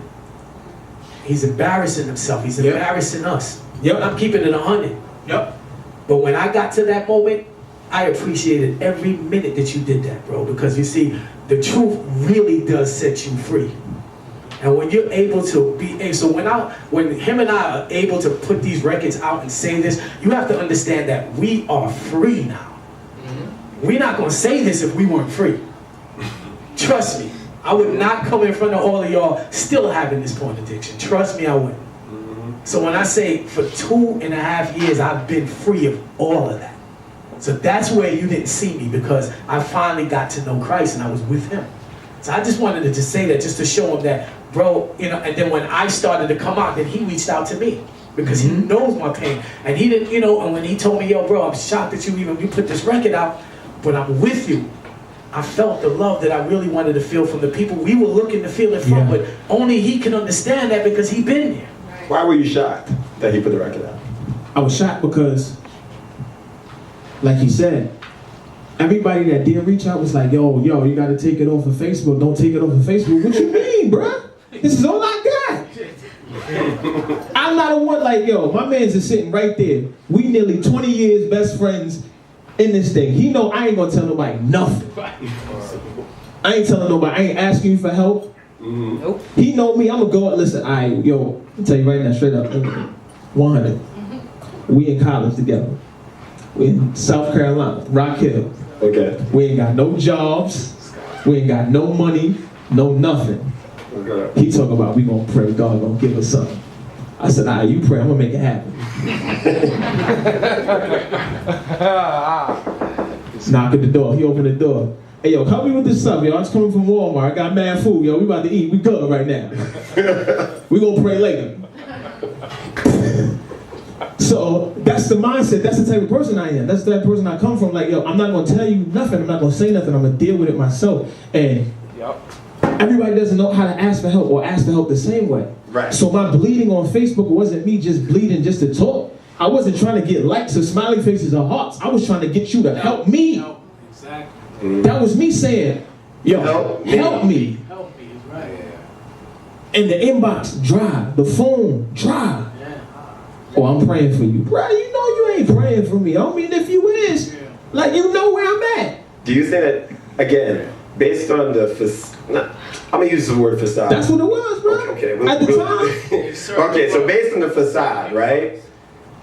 Do you think it was just a situation where people just did not know how to react? Some people, I really believe it. In retrospect, some people didn't know how to react to it. Some people didn't know how to react to it, and I was angry for a while. I was angry for a while because I'm like, yo, there's some people who probably went through similar stuff that I went through, or know resources, or know where I can like point me in a direction, but nobody was saying nothing. So I tried to make it on my own, and it pushed me and her further and further away. It pushed us to a point where I was like, had to come stay with you. Then I can't. After I leave you, I was like, all right, I'm gonna try my best. But it got worse and worse because one, I didn't accept the clinical. I didn't accept that I had bipolar disorder. Right. There was that too. I was like, nah, ain't nothing wrong with me, baby. Like, chill, ain't nothing wrong. We got this. We got this. And I excelled in the areas that I excelled at because those were my comfort zones. So the later and later it would take to get home. You see me on the gram. Well, the gram wasn't really out there like that. You see me on the book with my kids. We ice skating. We doing this because my kids. That's my life. That's my lifeline. That's the only thing that kept me going back the 142nd every single day. Because every morning I'm like, yo, if this train go a little faster, I'm gonna jump in front of it. Okay. You know what I'm saying? So hold that for a second, because there's still a lot to get to. We'll leave it at that. But I wanted to bring it back to you. So you're in a place where now you're trying to see, even though you're in denial about your bipolar disorder, you're trying to make it happen with your wife again. Honestly, no. That's not even what's happening. What I was trying to do was, I was trying to be there for my kids. So when you got back, because the arrest messed me up. I lived 25 years as a black man in New York and never got arrested. Did I break the law? Yeah. But never got arrested. Never went through the bookings, never had to worry about, never had my picture taken, never sat, and never experienced that. It was humiliating. So it wasn't humiliating, it was for me that I was raising 2 black sons. And this is post Sean Bell. And even though I put it on myself, I don't know what the school was teaching. I don't know what they were noticing or what they were gathering or what they were cognizant of, but they know this, my black dad is in jail now. Right. You know what I'm saying? And it was like, dang, I let my kids down. I let my son down because now he may think it's okay to be in jail. Since I'm his hero, it's like, all right, cool. My dad went to jail, so let me try. Okay. So hold that for a second. Let's put that on pause. All right, so Gage, so you're realizing you, out of the 19 years that you've been saved, 17 of those weren't really saved years for you. Last 2, yeah. 17 prior, not really. So you realize that you have this situation, and you're married now. So obviously you guys are not together. Walk us through that. Because you know, it begs questions like, did you try to work it out? What started it? What did she notice? What made the whole thing just explode? Well, I mean, you know, one thing that I've come to realize, you know, the most important thing that I've come to realize is that we don't wrestle against flesh and blood, as the word says. So my fight wasn't against my wife. My issue was against the enemy himself, and that's Satan himself. You know what I mean? And you know, so it started from since I was a kid. Right. So what Malakai said is very important, especially for men. We really have to understand that we need to go back and check where all this started from. Yep. You know what I mean? And a lot of times, us as men, we have pride issues where we feel like, you know, like if we get a broken arm, we go to the doctor and we try to get it fixed. But we don't go to the brain doctor. And we don't realize that there's issues going on in here too. And We don't talk to therapists, we don't do therapy, we don't, so I actually, so to get to where you was trying to, just to get to, in the midst of all the marriage, throughout the marriage, you know, I'm serving Christ and I'm going to church and she's following behind me and just doing whatever I was doing because I didn't really feel like she had a real relationship with Christ. She just did what David did. And she felt like, you know what, David has she knew who I was back in the day, and she knew that I've changed from then. So she was saying, well, wait a minute, for David to change, we know something must be good here. So she came to Christ in that aspect. And she was going to church with me, we're going to church, and, you know, but we're fighting all the time. Now, mind you, like I said, let's be real, we were intimate before marriage. So automatically starting in fornication gave that marriage no shot. Like I said, we fight. We're not fighting people, we're fighting demons. So if you allow that demon in your house from the beginning, then you had no shot from the beginning. So this is what I had to come to realize. Now, what got me here? As we can go deeper than that. What got me here is the porn and everything that I did and all the fornication I did before I got with one woman. So I was accustomed to more than one visually as well as physically, and then I thought that I could be able to be content with one after. Not happening. So, with that being said, I came into the marriage feeling, okay, I'm going to give up this porn addiction the minute I get into this marriage, and I wasn't able to do it as much as I wanted to do it. So I was still getting my issues going back and forth where when she wasn't home, I'm still watching and doing things, and I'm trying to be this man of God, and I'm like, okay, I'm not physical with any other woman, but everything is visual, and, you know, and I'm not, you know, all of a sudden from there went to emotional affairs, where, you know, you get the other preacher or you get another woman of God that hits you up and saying, well, I really like the way you do things and I need some advice and help me out. Yeah. So you start helping out. Now remember, now like we said, men are visual, women are verbal. So you got the gift of gab, so I'm talking and they're saying, hey, well, you talk better than the guy I'm talking to or even my husband. Yep. So now I'm having verbal conversations with somebody I'm not supposed to be having verbal conversations with. And then all of a sudden now the verbal conversations I'm supposed to have with my wife start to cut short. Mm-hmm. So then I come home real quick and I'm saying, hey hon, how you doing? She goes, you want to watch a movie? No, I'm good. And I'm walking inside because I got 5 conversations going on. And I'm doing it in the name of God. Yeah. Cool. So I'm realizing my house is falling apart and I'm not even noticing it. Because I'm trying to help everybody else's house out. So I'm talking to this one here and telling you what you need to be doing with your husband, and this one you need to be doing with your boyfriend, and this one I need to be doing. And I'll be real with you, with women, they feel like, okay, well, you gave me so much, let me give you a little. So that's when they start to throw the inappropriate conversations in. And now conversations start to get a little inappropriate, and you're wondering, why are we here? How do we get here? So fast. So fast. So they say, well, let me just throw you a bone so I can make sure I can keep you around when you talk, when we want to talk. So that's how that started to happen. And so all the time I'm thinking, my wife just don't get it. She just don't understand what she has here. She don't know that she has this man of God here, not knowing that I'm wrecking my marriage. And she told me that divorce wasn't an option. So when it got to the point where she said, I'm tired, I can't do it anymore, she said to me, dead in my face, David, I'm not in love with you anymore, I want out. That's when the curtain opened. And I'm like, wow, what? And like I said, everything is built. So that was built as well. So I'm sitting there saying, well, what? My pride kicks in. Well, then if you want out, then I will never touch you again. And then I leave out of the house and I go to my father's house and I'm like, it's over with. I don't even care. You do whatever you want to do.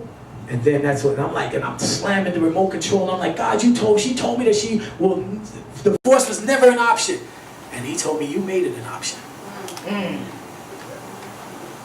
Because when you made that vow, you didn't make it to those people that you're talking to behind your back. They're not the people that's washing your clothes. They're not the people that's sitting there laying with you at night. They're not the one that's going to help you if you have to go in the hospital. You sitting there being a husband to too many people, and you just don't have it in you to be able to do that. So I had to understand that just as much as a man wouldn't want his wife dressing any way in front of any man, she only wants it for him. It's the same way a wife wouldn't want her husband talking to no other woman any way but the way he's supposed to be talking to her. It's intimacy. It's called intimacy. And then I started to understand that lies build walls. Right. So I never knew that neither. So I'm sitting there saying, well, why is there walls being built in my relationship? I come to realize because I was lying. So you got to understand that the most important thing that Malakai and I come to understand here is this word of God works if you put it into play. And it also works against you when you don't. Right. So when we started to realize, wait a minute here, like everything that I'm doing, so that's when I remember Malakai, mind you, the same person I'm sitting there saying he's bugging out, I remembered saying, wait a minute, I remember he went online and he told everybody what he needed to do. And then God said to me, that's what you need to do. So I went back to every ex-girlfriend that I had that I cheated on. I told them I cheated on them. I told them everything that I did wrong. And every person I told the truth to, I felt demons just coming off me. Man. Because like he said, you tell the truth, it will set you free. I stand before you right now, no secrets. Amen. Everything that I said on that record happened. My ex-wife knows all about it. She heard the record. Me and her are friends up to this day. Because God is faithful to his word when he says you tell the truth and it will set you free. So that's what set me free. I went back. I talked to all my exes who I did wrong. I was speaking to one ex and I said, listen, I did you wrong. She said, are you dying or something? And you know what God said to me is that's the messed up thing about us men. We got to wait till we're dying before we tell the truth. Yeah. Yeah. Yeah. So I said to her, you know what? I'm actually living. I was dying all the other time, but I'm actually living. So like I said, porn free, masturbation free, visual issues free, emotional affair free for over 2 years. Amen, bro. But then, you know, obviously this year you dropped this new song. How cathartic was that for you? Like, what space were you in? Like, when did you know what, it's time for me to record, shoot a video, put myself out there? When did you know? Because sometimes people come from situations like that and they jump out there way too soon. It's like, it's not the time. You still got some healing to do. You still got some other things that you yet to do. You know what I'm saying? And especially as performers, the lure of the stage, the lure of having a platform, the lure of just like the adulation. But you shut yourself down for so long, but then you got back out. Well, obviously we all know that it was the difference when I came out the second time. When you said the lure of the stage, I definitely didn't want to lure the stage coming out saying it all started with porn. Trust me. Knowing that I was putting my whole That was your life. first line. You know what I'm saying? Rip. So, it all started with porn. So let's keep it real. And I said that was my first wife. Super superficial or visually torn life. Erotic imagery, what harm could it cause? 30 years later, still trying to close doors. So there's no way in the world I came back out here to tell y'all that so I could be the greatest entertainer in the world. That's not the truth. It took a lot for me to turn around and tell y'all my truth. But what I did was, I realized truth sets you free. And if you're my family in Christ and I love you, I need to let you know that you need to do the same. Because if you're stuck in lies, it will destroy your relationships. It doesn't have to only be your marriage. Your relationships, period. Freedom is so big in truth, you know what I mean? So that's why I came back out. I did the record. God said to me, yo, right now, I'm telling you, I'm talking about 2 years of therapy.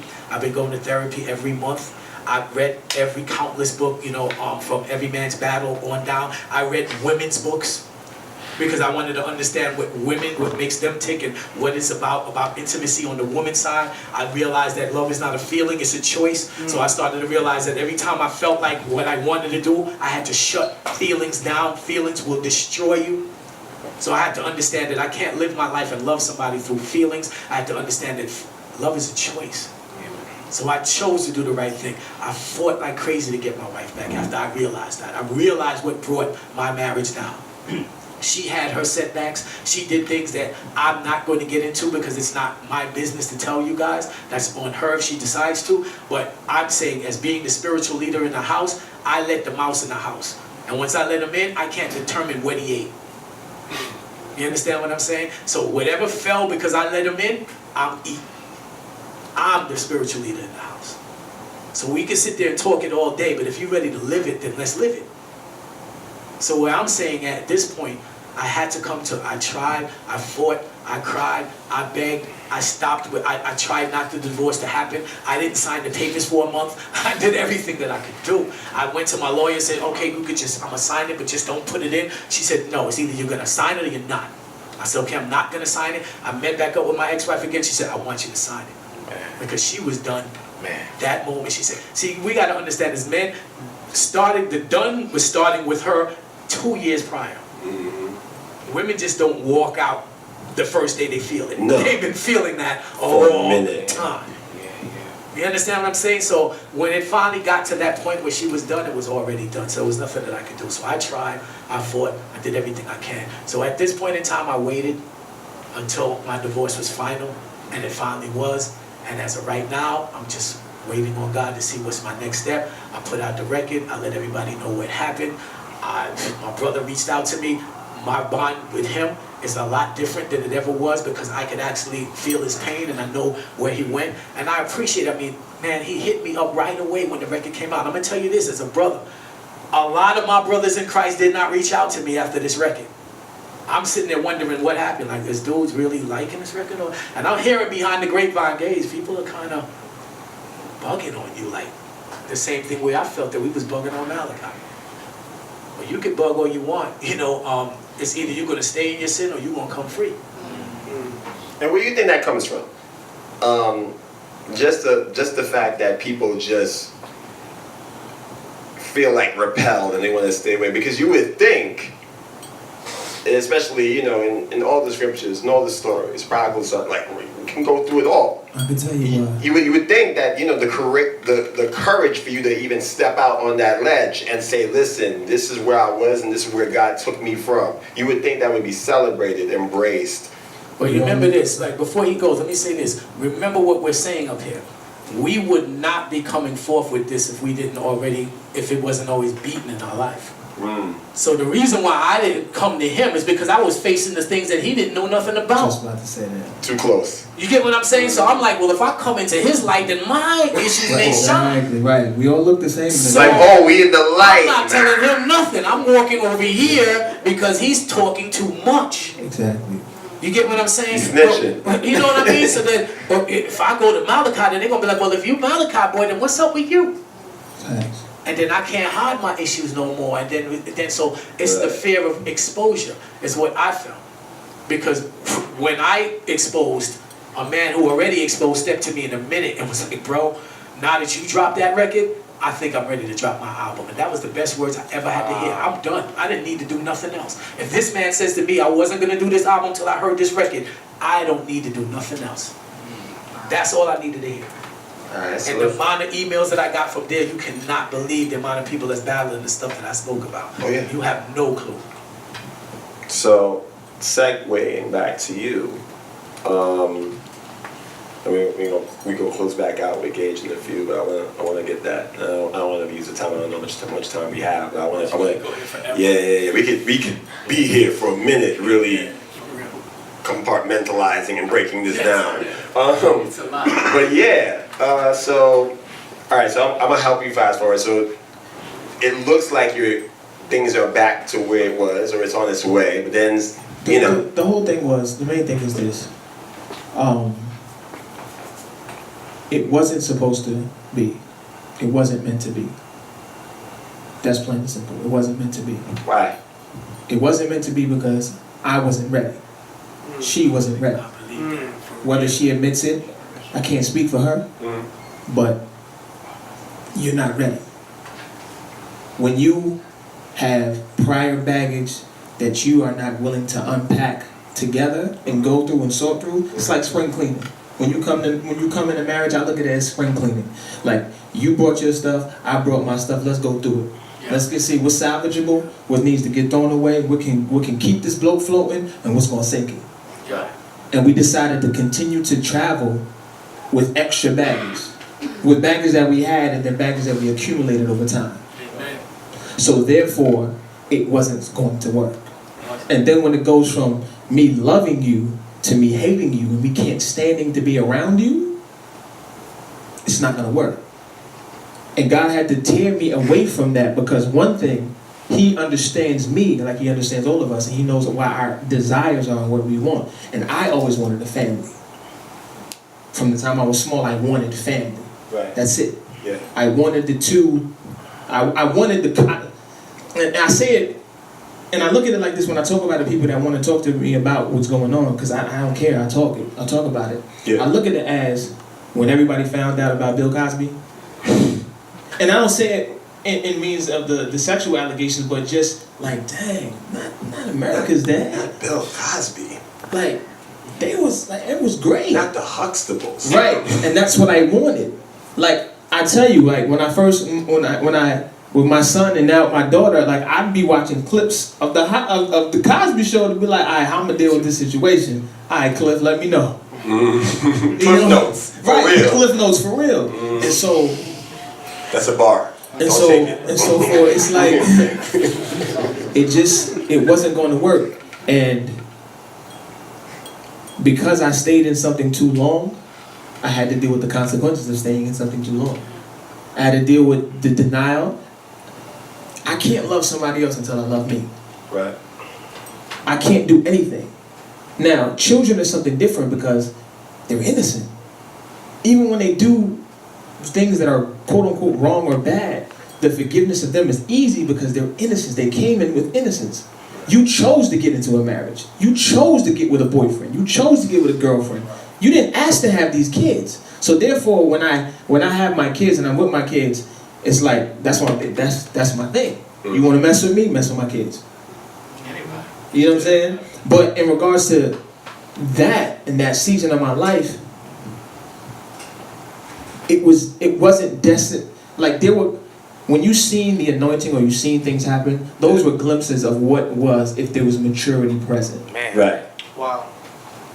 And because there weren't on both sides, you had to deal with the consequences of mistakes, lies, bad choices, whatever the case may be. It comes with the lack of maturity. Why do children, and why do we do so many reckless things in our youth? Because we lack maturity. And just because I can articulate right, or just because I can say the right words, or I can preach this, or I can do that, that doesn't mean it's Bible. Right. That's right. Or just because he was saved for 18 years, that doesn't mean that he was delivered. That's right. That's right. So the problem is, Can you say that you again? want Wait, hold on. We need a break. We need a break. Hold on. You know what I'm saying? Hold on. Because we need to marinate on that. Say that again, bro. Just because you're saved, that doesn't mean you're delivered. And you want to know why the marriage didn't work? Because we weren't delivered. No, neither of us. We were not delivered. I was not delivered. Me neither. Yep. I understood Savior because I had the damsel in distress syndrome. Oh God, I'm going through. Oh God, I need your help. Oh God, swoop down and bring your angels. Savior instead of Lord. Give me that. But Ty, you need to stop. Yep. Ty, you need to be honest. Ty, you need to walk upright. Ty, you need to live like I'm telling you. Nah, chill, I'm Malakai the truth. You ain't telling me what to do. I did Fat Fest back to back. Exactly. I did it. I think I did it twice too. No, I'm just kidding. I did the research, bro. I'm the one. No, they do back to back. Yeah, I think I'm about to. Just reel it in, fellas. Just reel it in. Nah, but that's what happened. That's exactly where we at. So and that's why a lot of us are going through what we're going through, because we have salvation. And like when you accept him, you accept him. Yeah. We can't take your salvation from you, but there's another step. Yep. It's because I'm delivered. Amen. Oh, that makes That's sense. deliverance. Why? Because I spent 90% of my life hating my mother. I spent 10 years of my life not knowing where my father is and not caring because he walked out on me. But now, I have a relationship where I talk to my mother every day. Amen. Amen. Amen. I have a relationship where me and my father are building on father and son. Where I don't look at him as, I'm sorry. No, I can't even say it. I'm not even going to do that because y'all like that. I don't look at him as another nigga on the street. And that's straight up. Because that's when we first reconnected, that's how I looked at him. That's exactly how I looked at him. If something happened to him, oh well. That's you, B. Should have been there. Yeah, Maybe I wouldn't be doing what I was doing or whatever because if you was there. Why do I have a problem with authority? Because there was no man there to show me what's what. Right, come on, man. But now it's like, nah, that's my pops. Right, come on. It's real. That's my father. It's real. You want to know why I'm so ill with this music? It's because from 1 to 10, 2, 3 in the morning, we sitting there listening to Stylistics, Blue Magic, Switch, this, all that. You wanna know why I get it? Yeah. It's right there. Right. But that's deliverance. I heard someone say too, Andy Stanley, I've been looking at him a lot too, man. He be breaking stuff down. But he said there's no such thing as a relationship problem. It's people come into relationships with problems.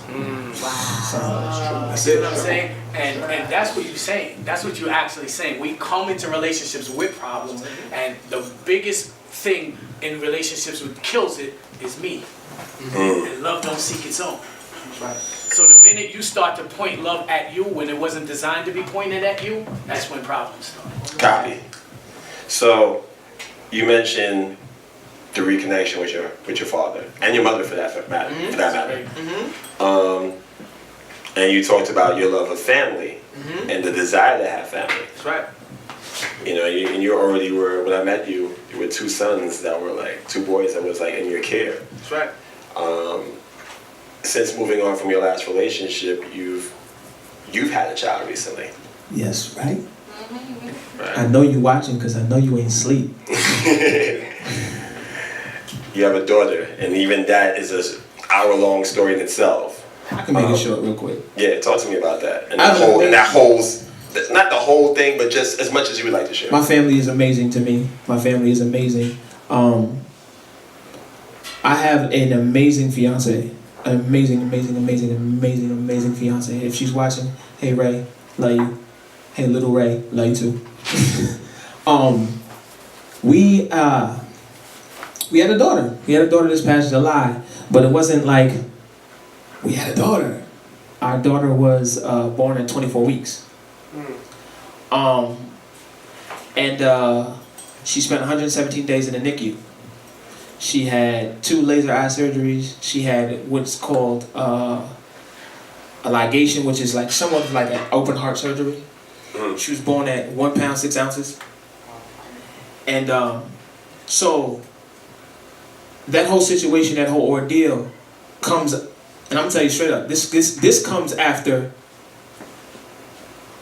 she was pregnant and she had preeclampsia. She had severe preeclampsia, and she was going to die. It was her, they was telling her, it was you or the baby. Now mind you, while she was hearing this, I was coming back from the island. Because of the estranged relationship that I had with my ex. We have an order of protection or whatever the case may be, and it was violated in a way that was untrue, unfounded, and I got arrested. Again. I got arrested again. While incarcerated this time... I did not even know that. Yeah, nobody knew. While incarcerated this time, anybody seen Shawshank? Yeah. The sisters nearly got to me. What that means is I almost got sodomized. When I say almost this close. I got released. I came back home. I looked at my phone. My phone was blown up. I call her. I'm back home. What's up? I'm in the hospital. What you mean? I go to the hospital. They telling me her pressure's so high that she could die, or she could go into have a seizure or go into a coma. The baby could not make it. Now, mind you, I'm already in a situation where my ex and I separated, been separated. We've been in court fighting for my son.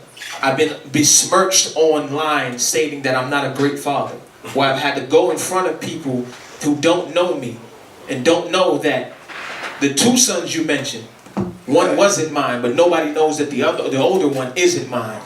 But I've raised him since a year and a half. And no one knew that. Someone just found out that, oh, I thought he thought that was yours. Because that's how I moved. But now you're going to tell me that my daughter could die and her mother could die? Now, mind you, I was at a place where we weren't married. We made this choice. And now I'm thinking, dang, God, I'm living right. I'm doing what I got to do. I slipped up or whatever the case may be. Now you're going to kill? Which I feel is great to me? Nah, it wasn't that. Because my daughter got me praying. So now I see my son every week. He has a relationship with his sister. I'm at a place where I'm growing, I'm building. So much is happening. With my daughter now, the 1 pound 6 ounce baby is 16 and a half pound baby. She's a fat little thing. If y'all want to see pictures before I leave, I show them, because you know, I'm giggly about her. She got me. You know what I mean? But Don't just do that to the fathers. yeah, just man. for the record. But it's an amazing thing how God just took me through this, because I wasn't supposed to be here. I walk around with the scars from body mutilation.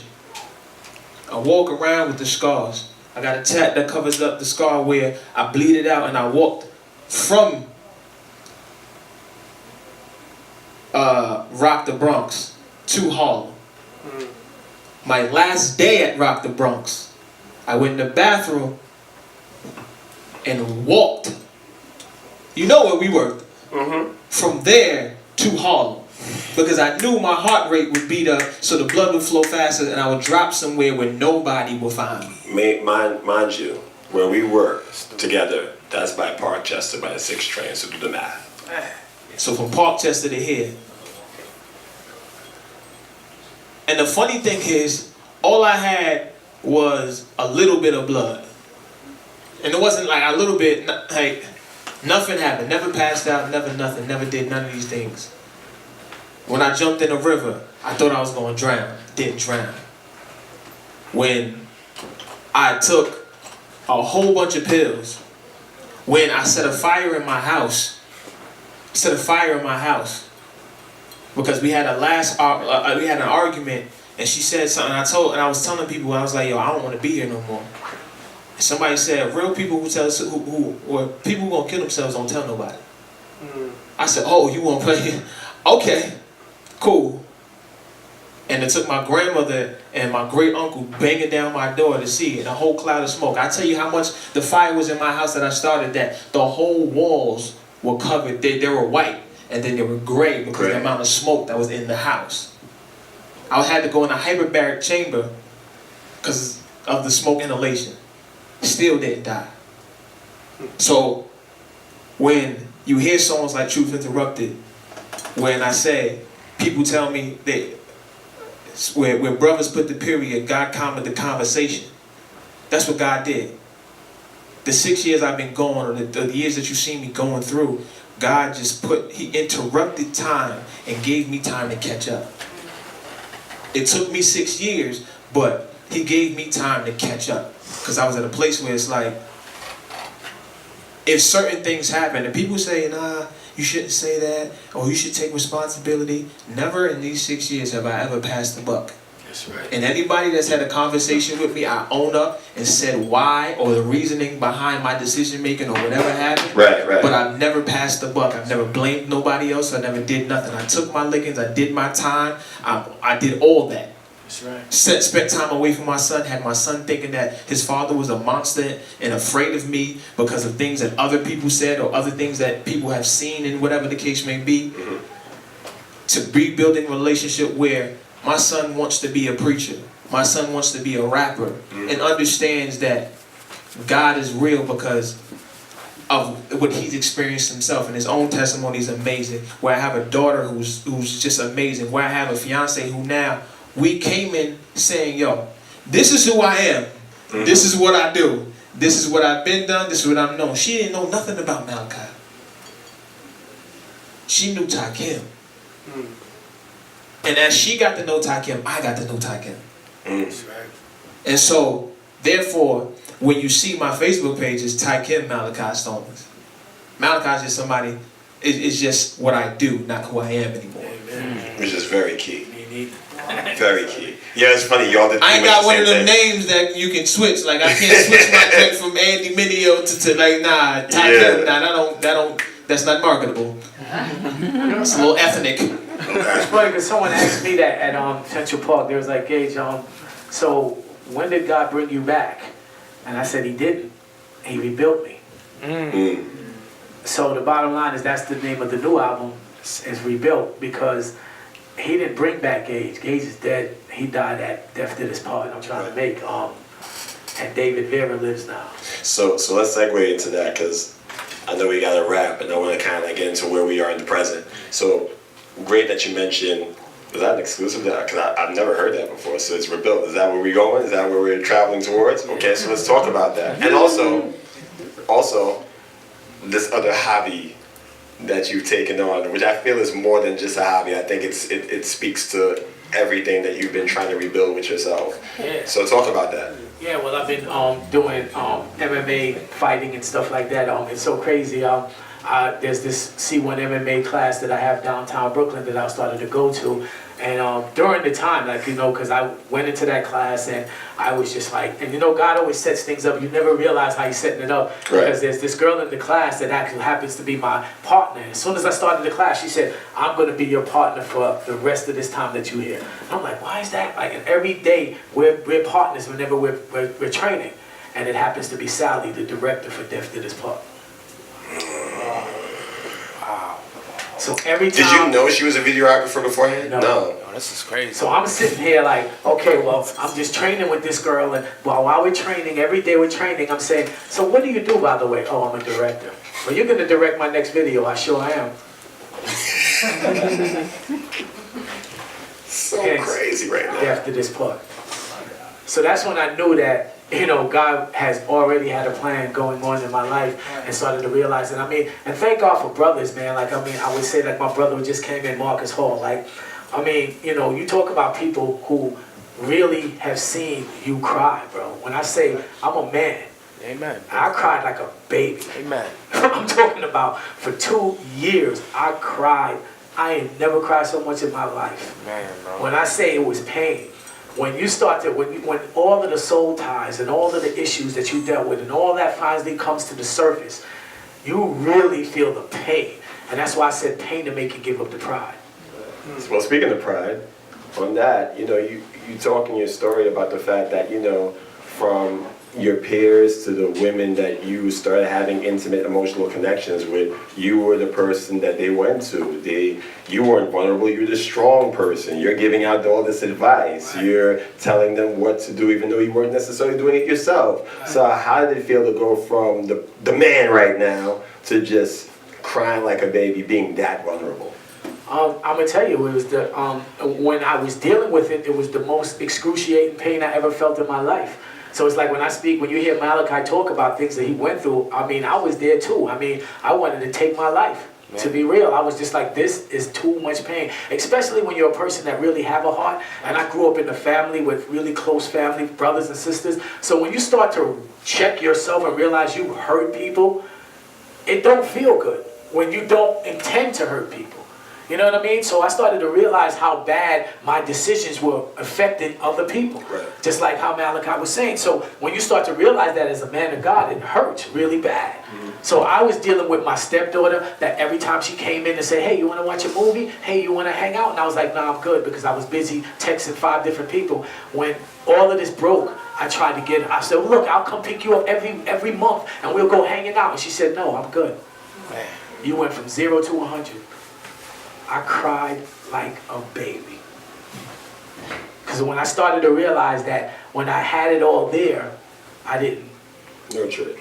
That's right. I didn't respect it and I didn't treasure it. So when it was taken from me, I wanted to just give up everything. So all the females, let's be clear, that who I was talking to then, I hit them all up and said, listen, me being a man of God, this was definitely not the way I should have been doing. So I closed all those relationships. I took every female's number out of my phone and I just dealt with the situation for where, you know, what God led me to. And I just gave total surrender to him. So at this point, you find a man who is totally surrendered, delivered, like my brother said, and, you know, no secrets, no games, no lies.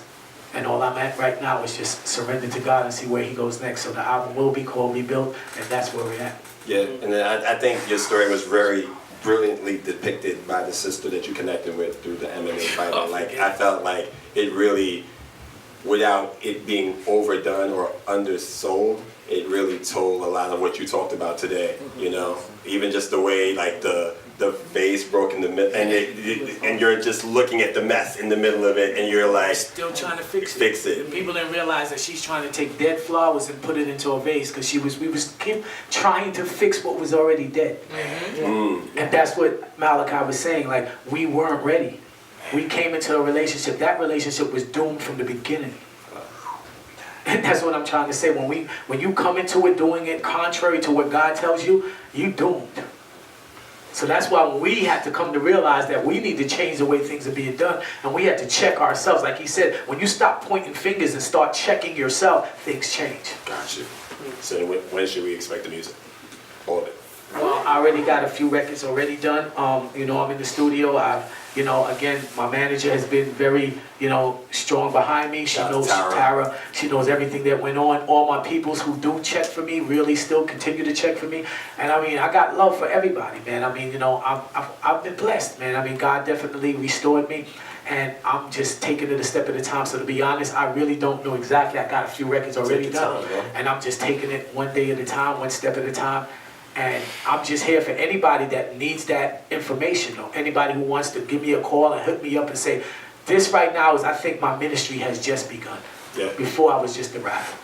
Right, and I felt like that's a major reason why I felt like this conversation needed to happen, more than just being an expose, like TMZing it out. Like, it's just like, people can glean from this and really can take from this. Even I'm taking things away from this, even talking to you guys right now. So, Malakai, so we're in the present. Right. New baby, new relationship. Yeah. Newly rekindled relationship with your kids. Nah, the relationship always been there. Yeah. Relationship always been there. But just the freedom to have it, you would say. I would say the access. Right, the has access been granted. That's what I meant. Because it was stripping. Right. It was taken. So let's talk about the music. Now, before I jump into that, I wanna clarify something. So you released 2 videos. You released a video for Truth Interrupted, and you released a video for Love. This is when it's getting interesting. Yes, and you did this with a company. Yep. You went through. This was all under the availability of Takeover Records.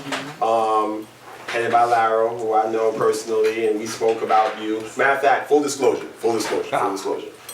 So, when Lara was talking to me about the fact that he took you on as an artist, and you guys were building this thing, I was really excited about the idea. Matter of fact, I was so excited about it. Knowing you, knowing him, knowing what I felt like at the time Takeover could be. Not just, you know, because we're trying to be the next Reach Records or anything, but just like on some, hey, you know, I myself have been independent pretty much all of my career. Right. And, you know, Lara would always talk to me about doing things, and I thought, wouldn't it be cool if we approached each other and say, yo, let's all do this together under this. You know what I'm saying? Not only just to be part of what Lara was doing, but also to just be, for someone like me who's been close to you through your situation, somebody that you can count on, not just as a label mate, but just, you know, building that relationship even further and really telling a whole complete story under this whole thing. This is what I was thinking. And every time I would talk to Lara on the phone, I was like, yo, there's something I want to talk to you about, but I don't know, I'm not sure if I'm ready to have that conversation yet. Right. And it just never happened. If you were standing here, you would attest to this. Like, he would always say, Jason got something to talk to me about. You just never had the conversation. But then all of a sudden, as social media has a way of telling you without telling you, that's not the case anymore. The album's coming, obviously. You're dropping records. The album was always going to come. It was, yeah. Knowing you, I believe that. Yeah. But what happened with that, and how does that On Rise Up, I gave the politically correct answer. And I'm going to still do the same thing because it's no issues. It's no real issues. But in regards to Takeover Records, I'm no longer with them. I've been away from the game for 6 years. So even people I knew of, I didn't know. Christian hip hop has changed. It has. It's changed since 2012, and that's when I was at my peak. We won Grammys. We on MTV. Tony Tone got a radio show. On Hot 97. On Hot 9. We got Christian rap battles. Christian battle rappers. wow. So much has changed. But Crane's doing movies with I don't know. with the Lex. Right. Superfly. So much stuff so much has changed, and I didn't know. Like I said, I knew movers and shakers, and I knew names, and I knew people, but I didn't know what their reputations have been, what they have acquired. All I know is this, this is me. This is Malakai the Shambles. This is me. This is what I got to offer. And he reached out to me. I didn't reach out to him. Because there was a thing going around, like I reached out to him, and he made me, he researched Malakai. No, I can confirm that. I know that story. I know. He reached out to me. I didn't reach out to him. And I'm not saying that to say anything. I'm just, we here to be real. Right. He reached out to me. You guys did a show. I did a show. And I met Frankie. He reached out to me a couple weeks later. Right. Let's get on, like, I want to work with you. I want to help you. I want to get your story out there. I want to blase blah. And I prayed about it. I talked to my peoples about it. I talked to my pastor about it. Shout out to Russell, really. Really? Yeah. I talked to my pastor about it, and he was like, man, listen, it's the time. It's the season. It's time for you got to let the people know what's going on with you and where you are now. And I was like, all right, cool. We're going to move on the situation. Plus, I have bipolar disorder. His father died of bipolar disorder, so he could understand my situation and where I was going from. Yeah.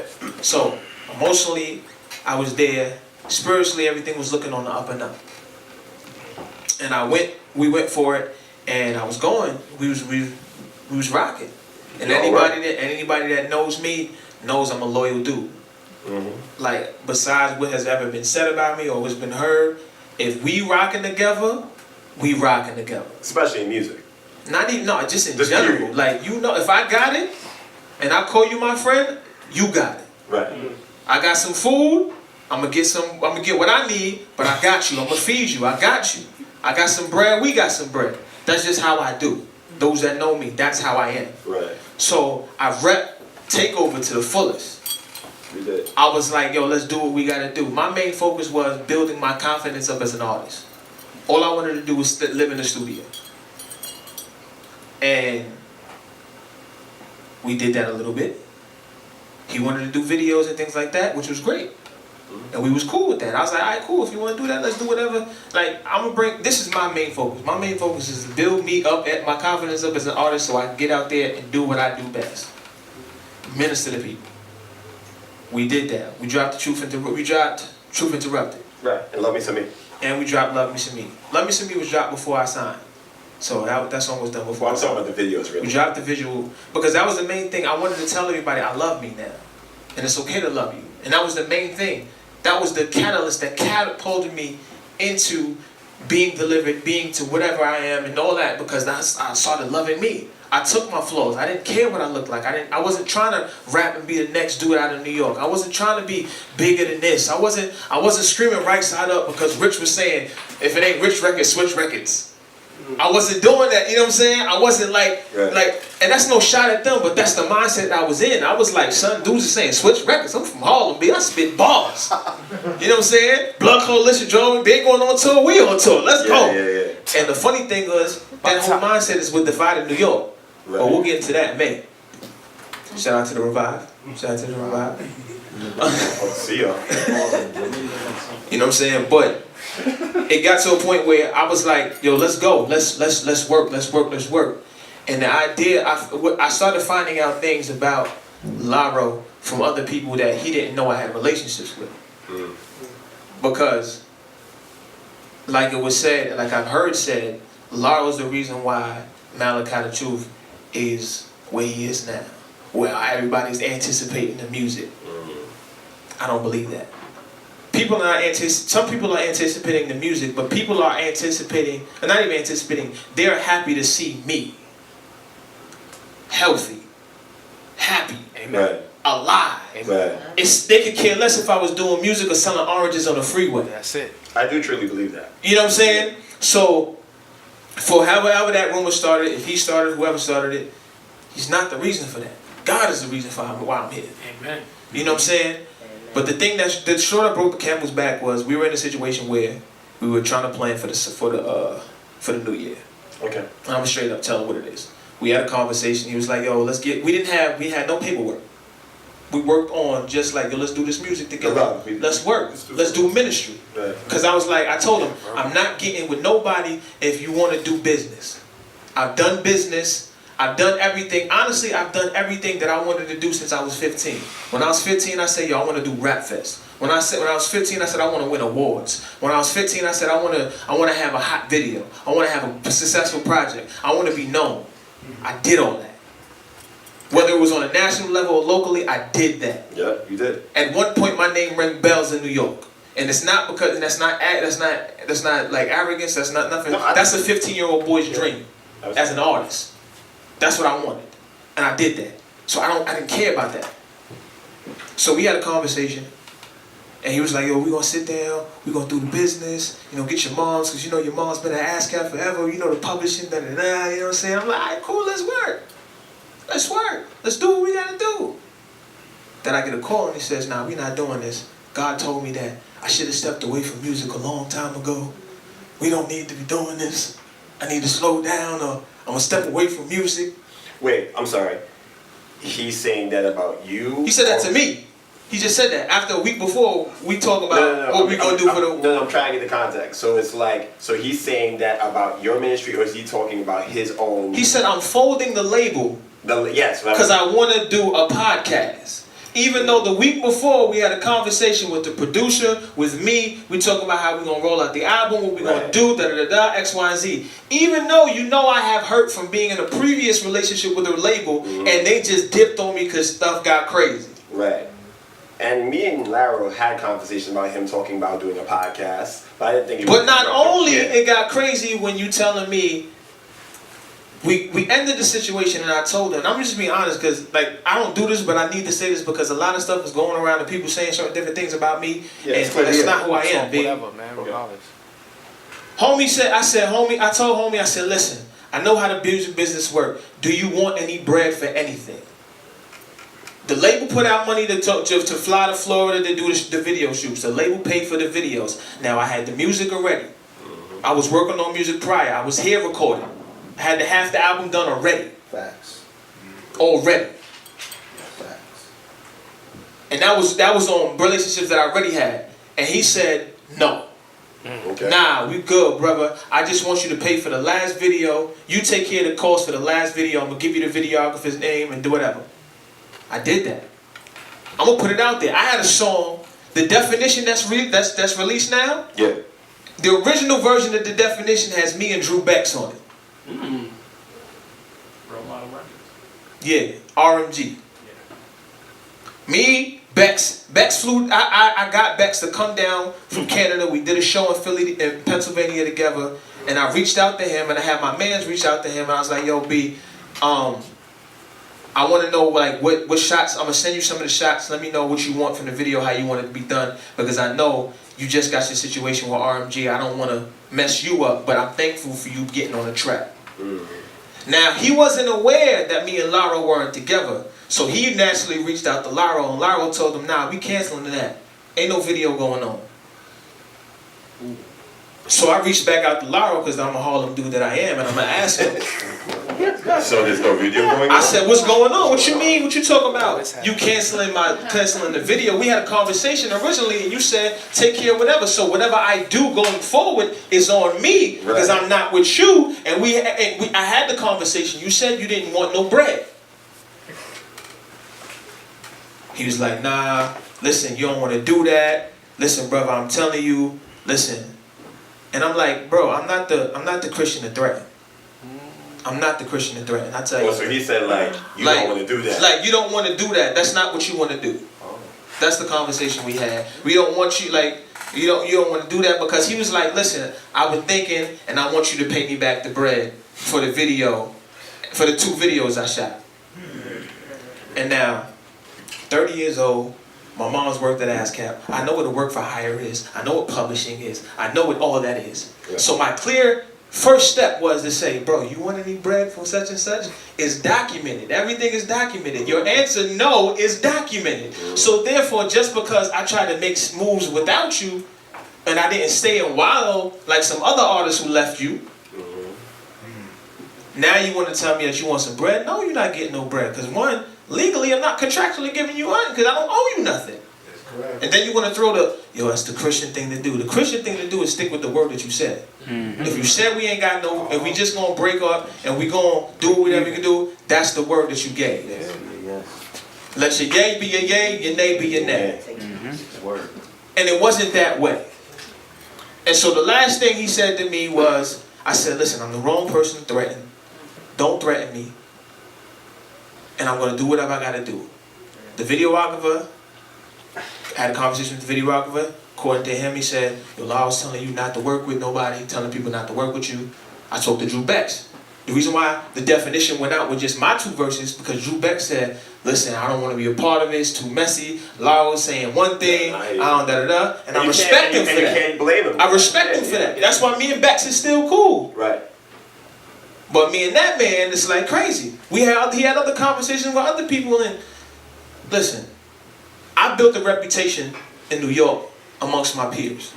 So therefore, just because I got with you, you're not gonna mess up relationships that I had already, or that I built already. It's not gonna happen. So I say that all to say, I wish him well, because even though God told him not to do music, he's got a new label. He's got a new logo. He's got a new logo. He's doing music again. He's talking about new artists. And I don't say that facetiously either. No, you can go on. You can go on. I'm saying, listen.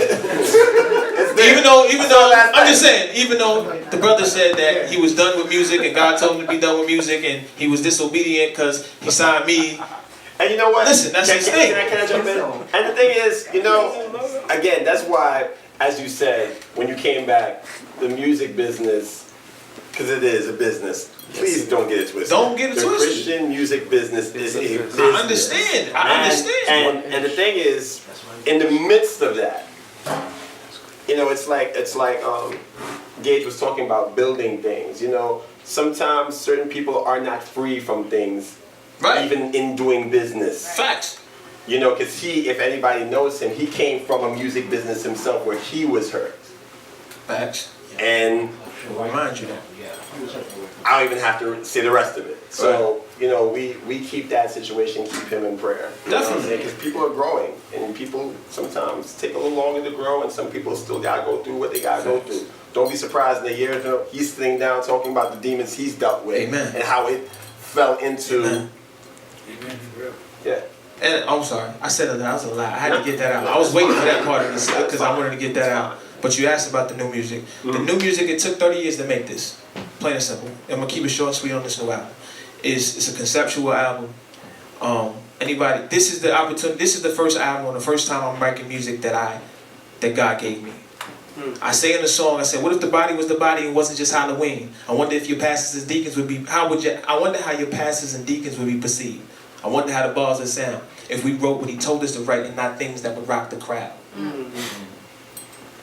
I spent so much time trying to stand out and trying to sound like this or sound like that. It took me 30 years to make this music, to make this album. So this album has everything from, if you listen to Truth Interrupted, you understand, you'll see. Like growing up, I was confused, my mama kissing a girl. I didn't talk about a lot of things in my music because my mom deals with what she deals with. Privacy. And respect. Yeah. But being disobedient at the same time. You know what I'm saying? Yeah. So the album is coming out August, definitely in August. We are 80% done with the album. We're just proning and waiting for verses from New York's finest. I forgot how New York rappers do. Send them the beat 2 months prior. 2 years later. 2 years later. Yo, I got that verse for you. And we in post-production, B. Can't do nothing with it. See you next album. You know what I'm saying? But I'm excited about this album. I'm excited about this album because you guys are going to get a chance to meet KAREEM. You guys are going to get a chance to see the power of God revealed, like fully through. And like a lot of people, we hear sermons and you hear, I'm about to throw you a big word, the pontification of the exegetical word. You hear preachers preach, that's basically. You hear preachers, you know what I'm saying? You hear preachers preach eloquently, and they have these catchphrases, or they do these different things, and it sounds very right, very Christian good, lingo, and it's tinkling brass, and you know what I mean. It's great, but you don't see. No, not even the fruit. You don't see the walk. So this album is a journey for you guys. Like I want y'all to really see, and everything is intentional, from the production to the features to how I rolled out, how I'm releasing music. Right. Some people may say it's crazy, like, yo, you just throwing out tracks, bro. Nah, bro, you gotta understand. I was interrupted. Now I love me some me. Now I gotta tell you the definition of who I am. And now I'm gonna tell you what's the facts. And we'll drop another single, and then we drop the album, because I'm giving y'all too much, actually. But the album's coming out in August. Definitely in August. Marcus is here still? Yeah, Marcus in the cut, Okay. in the shadows. I'm about to start talking to Marcus because I want to work on something. I'm going to say it on camera so he can't deny me. So me and Marcus is going to have a conversation. And we're going to have something to you. I don't know when, but we're going to have something to you. Okay. Because, KTE, that's family. Right. My first manager in hip-hop was Marcus. Okay. I was hard-headed and heartless. That's why he had to step off this. Again, full circle, I come back to Marcus like, brother, I need your help. Again, when you're free, facts. You know what I'm saying? And when you mature, you can say these things. You come humbly to your brother and say, listen, for real, you can tell the truth. You know? Give me I've sinned, give me my ring and roll. Yeah. The prophet has returned. Oh man. For anybody that's in here who's never weren't around for the introduction of Malakai or the introduction of Gage, I feel like you guys are especially privileged because I feel like you're meeting them at a really good time. You know? I do want to say one thing in closing, and I'm going to leave it out for maybe a couple of questions, really just a couple, because I think we're over time. But I want to say that, when you guys doing music and speaking on the things that you're speaking about, and even just reflecting on stuff that I've been working on, you both in a way mentioned the whole idea of acceptance, and I know that me as an artist, I'll probably delve more into it when we do Revive in May.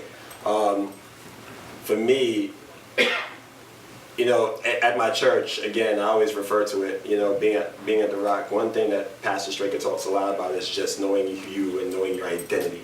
Right. And I feel like a lot of times, you have to know what God gave you. Mm-hmm. And the thing is, I know what God's given me as Jason Andre Roberts.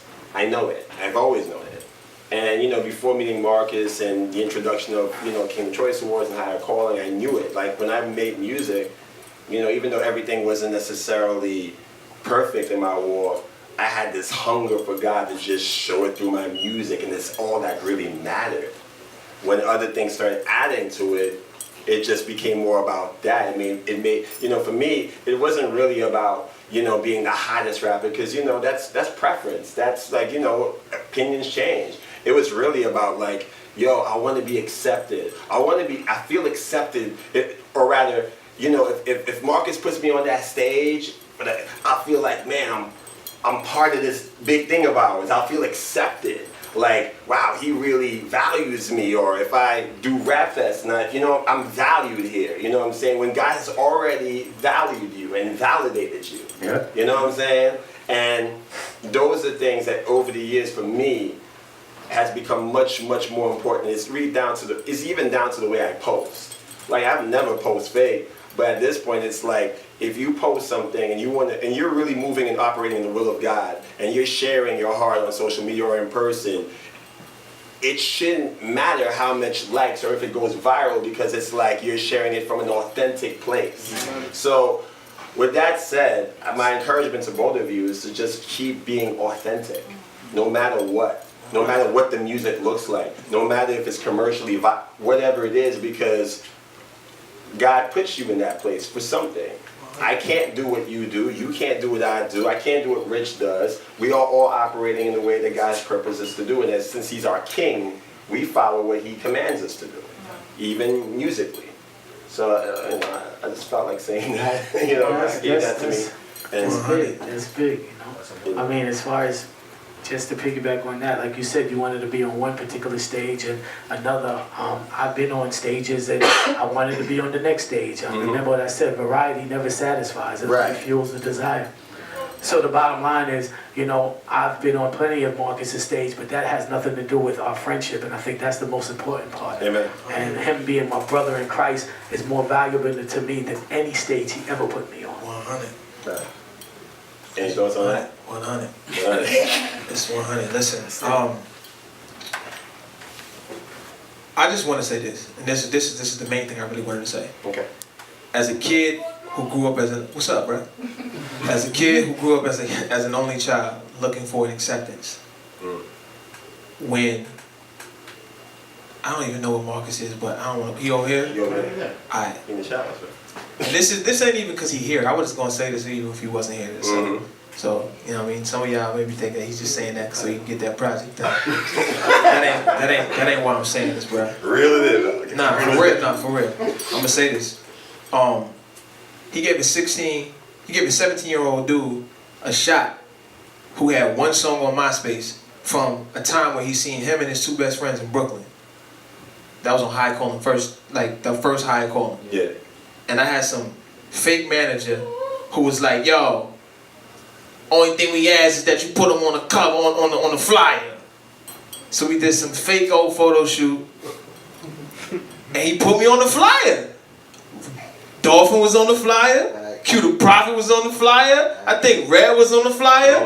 And this little light-skinned dude with a yellow hoodie on that nobody knew was on the flyer, B. I had my whole squad come from Harlem. We took that 3 train, that 8 train, all the way down to Nostrand and walked. Yo. And I'm grateful for a community that I knew nothing about accepted me and accepted my gifting. And sitting here when you began, you were talking about Malakai brings worship into Christian to hip hop and does all these different things. I never seen myself from that perspective. So to hear you and others speak of what I bring to this genre or bring to our collective or to our fraternity, for a better way of saying it, is amazing. Because all I've ever wanted to do was just to fit in. Yeah. That's all I've ever wanted to do was fit in. And the fact that I not only fit in, but excelled and have young dudes like New Vision was looking up to me. Thy Way, all these different dudes come and reach, like, you know what I'm saying? Different people like, yo, Mally, yo, that one band, yo, that was my joint. Word? I had mad different colors on in that video. I was looking crazy. It was cold too. Y'all on the roof. Shout out to Marcus for shooting that video too. Shout out to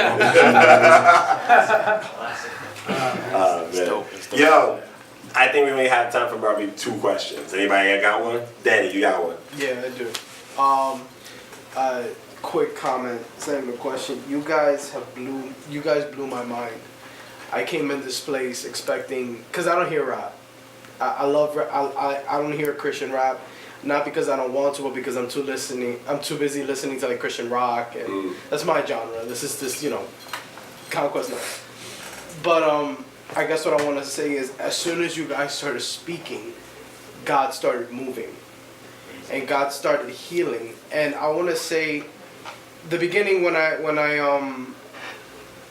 said that there were Goliaths in my relationship, and I still think that, you know, they roam around, you know, but they are so much smaller now because of you guys. Man, like, you have no idea. Like, the only thing I really needed to hear tonight was the fact that I wasn't alone in the struggle. That's it. Oh man. That's all I needed to hear. That in itself. That's it. I need you to understand that no matter how, man, God is good. The popularity does not matter. You guys are here for a purpose. God is going to use you in such a powerful way. I don't even think y'all know how powerful it is. God is going to use you. God is using you. God used you and me. Yo, like, I'm not saying no more. Like, you guys are incredible. Like, that's enough we need to hear. God is good, man. Amen. God is good. Charisse. Okay. Once again, I'm out of my comfort Hang on, zone. let me pass you the mic. So, Oh, man. yeah, we gotta pick you up. We gotta pick you up. Okay.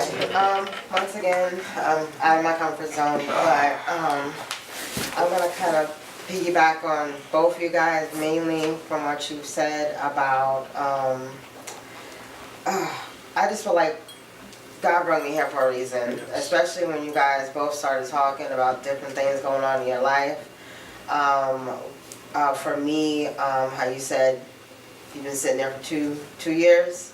Okay, for me, it's last year dealing with something, not what you're dealing with, but still something major for me. And where it's like God transformed me totally, because last year I'm not the same person who would be sitting here holding a mic. I'm what Pastor Stryker would say, the fruit you produce and the people that you hang around. Yeah. I'm floored that I'm floored I'm even sitting here right now. And I know it was God that put me right here and has me here right here. I'm floored because everything you guys were saying, I knew it was God. And I'm just sitting here and I'm looking at him and I'm like, oh my gosh, you guys are speaking right to me. And I'm just sitting here like, is this a sermon? I mean, is this a sermon? And I'm sitting here and I'm looking around. I keep looking at her. She's looking at me like, why is she looking at me? And I'm just like, are they talking to me? Like, I'm just like, are you guys all, I mean, even with your comments and the way you're talking to them, I mean, I'm just like, I'm feeling the Holy Spirit all in here. I'm warm.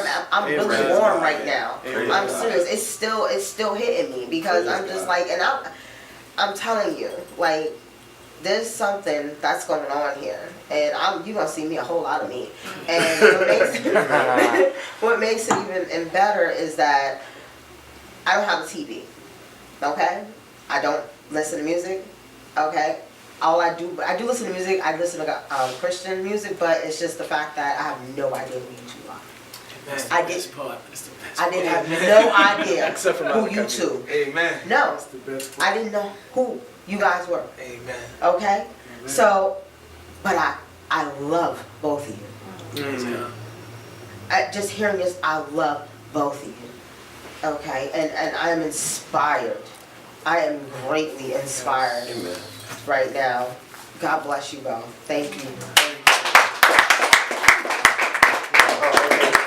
Can I have something, bro? Okay, please. Is it cool? No. I asked it like we were going around.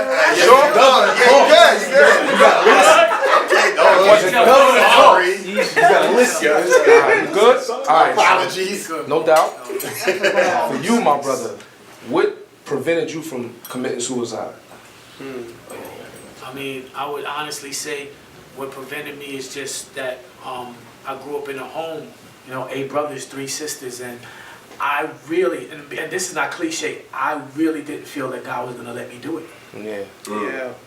I really, every time I thought it, the thought came in my mind, like, don't even think about it, because you know it ain't going to work. Malakai tried it. So I don't like pain, so I felt to myself, I'm going to be real. If you're not going to let me get through with this, then tell me now. And he's like, don't even try. Wow. So meaning you either gonna be mangled and still alive, you just it don't make no sense for you to try. Wish and I that's had that why. prayer. Because I really just didn't believe he was gonna let me do it. That's why. No doubt.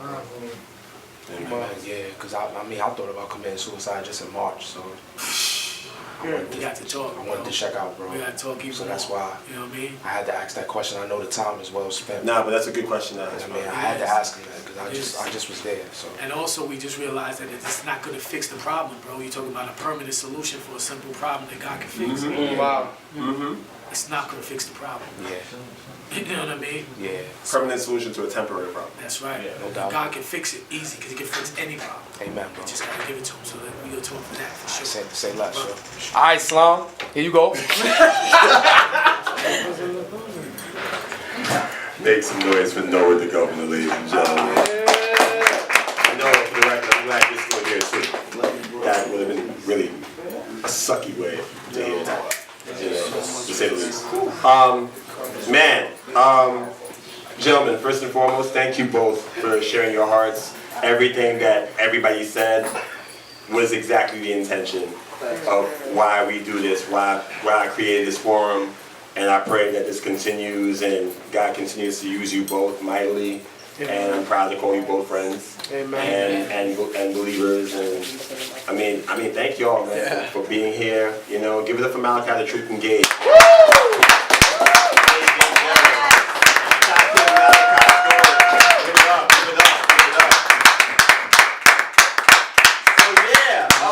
Supposed to stand too long. I think I'm too tall to stand.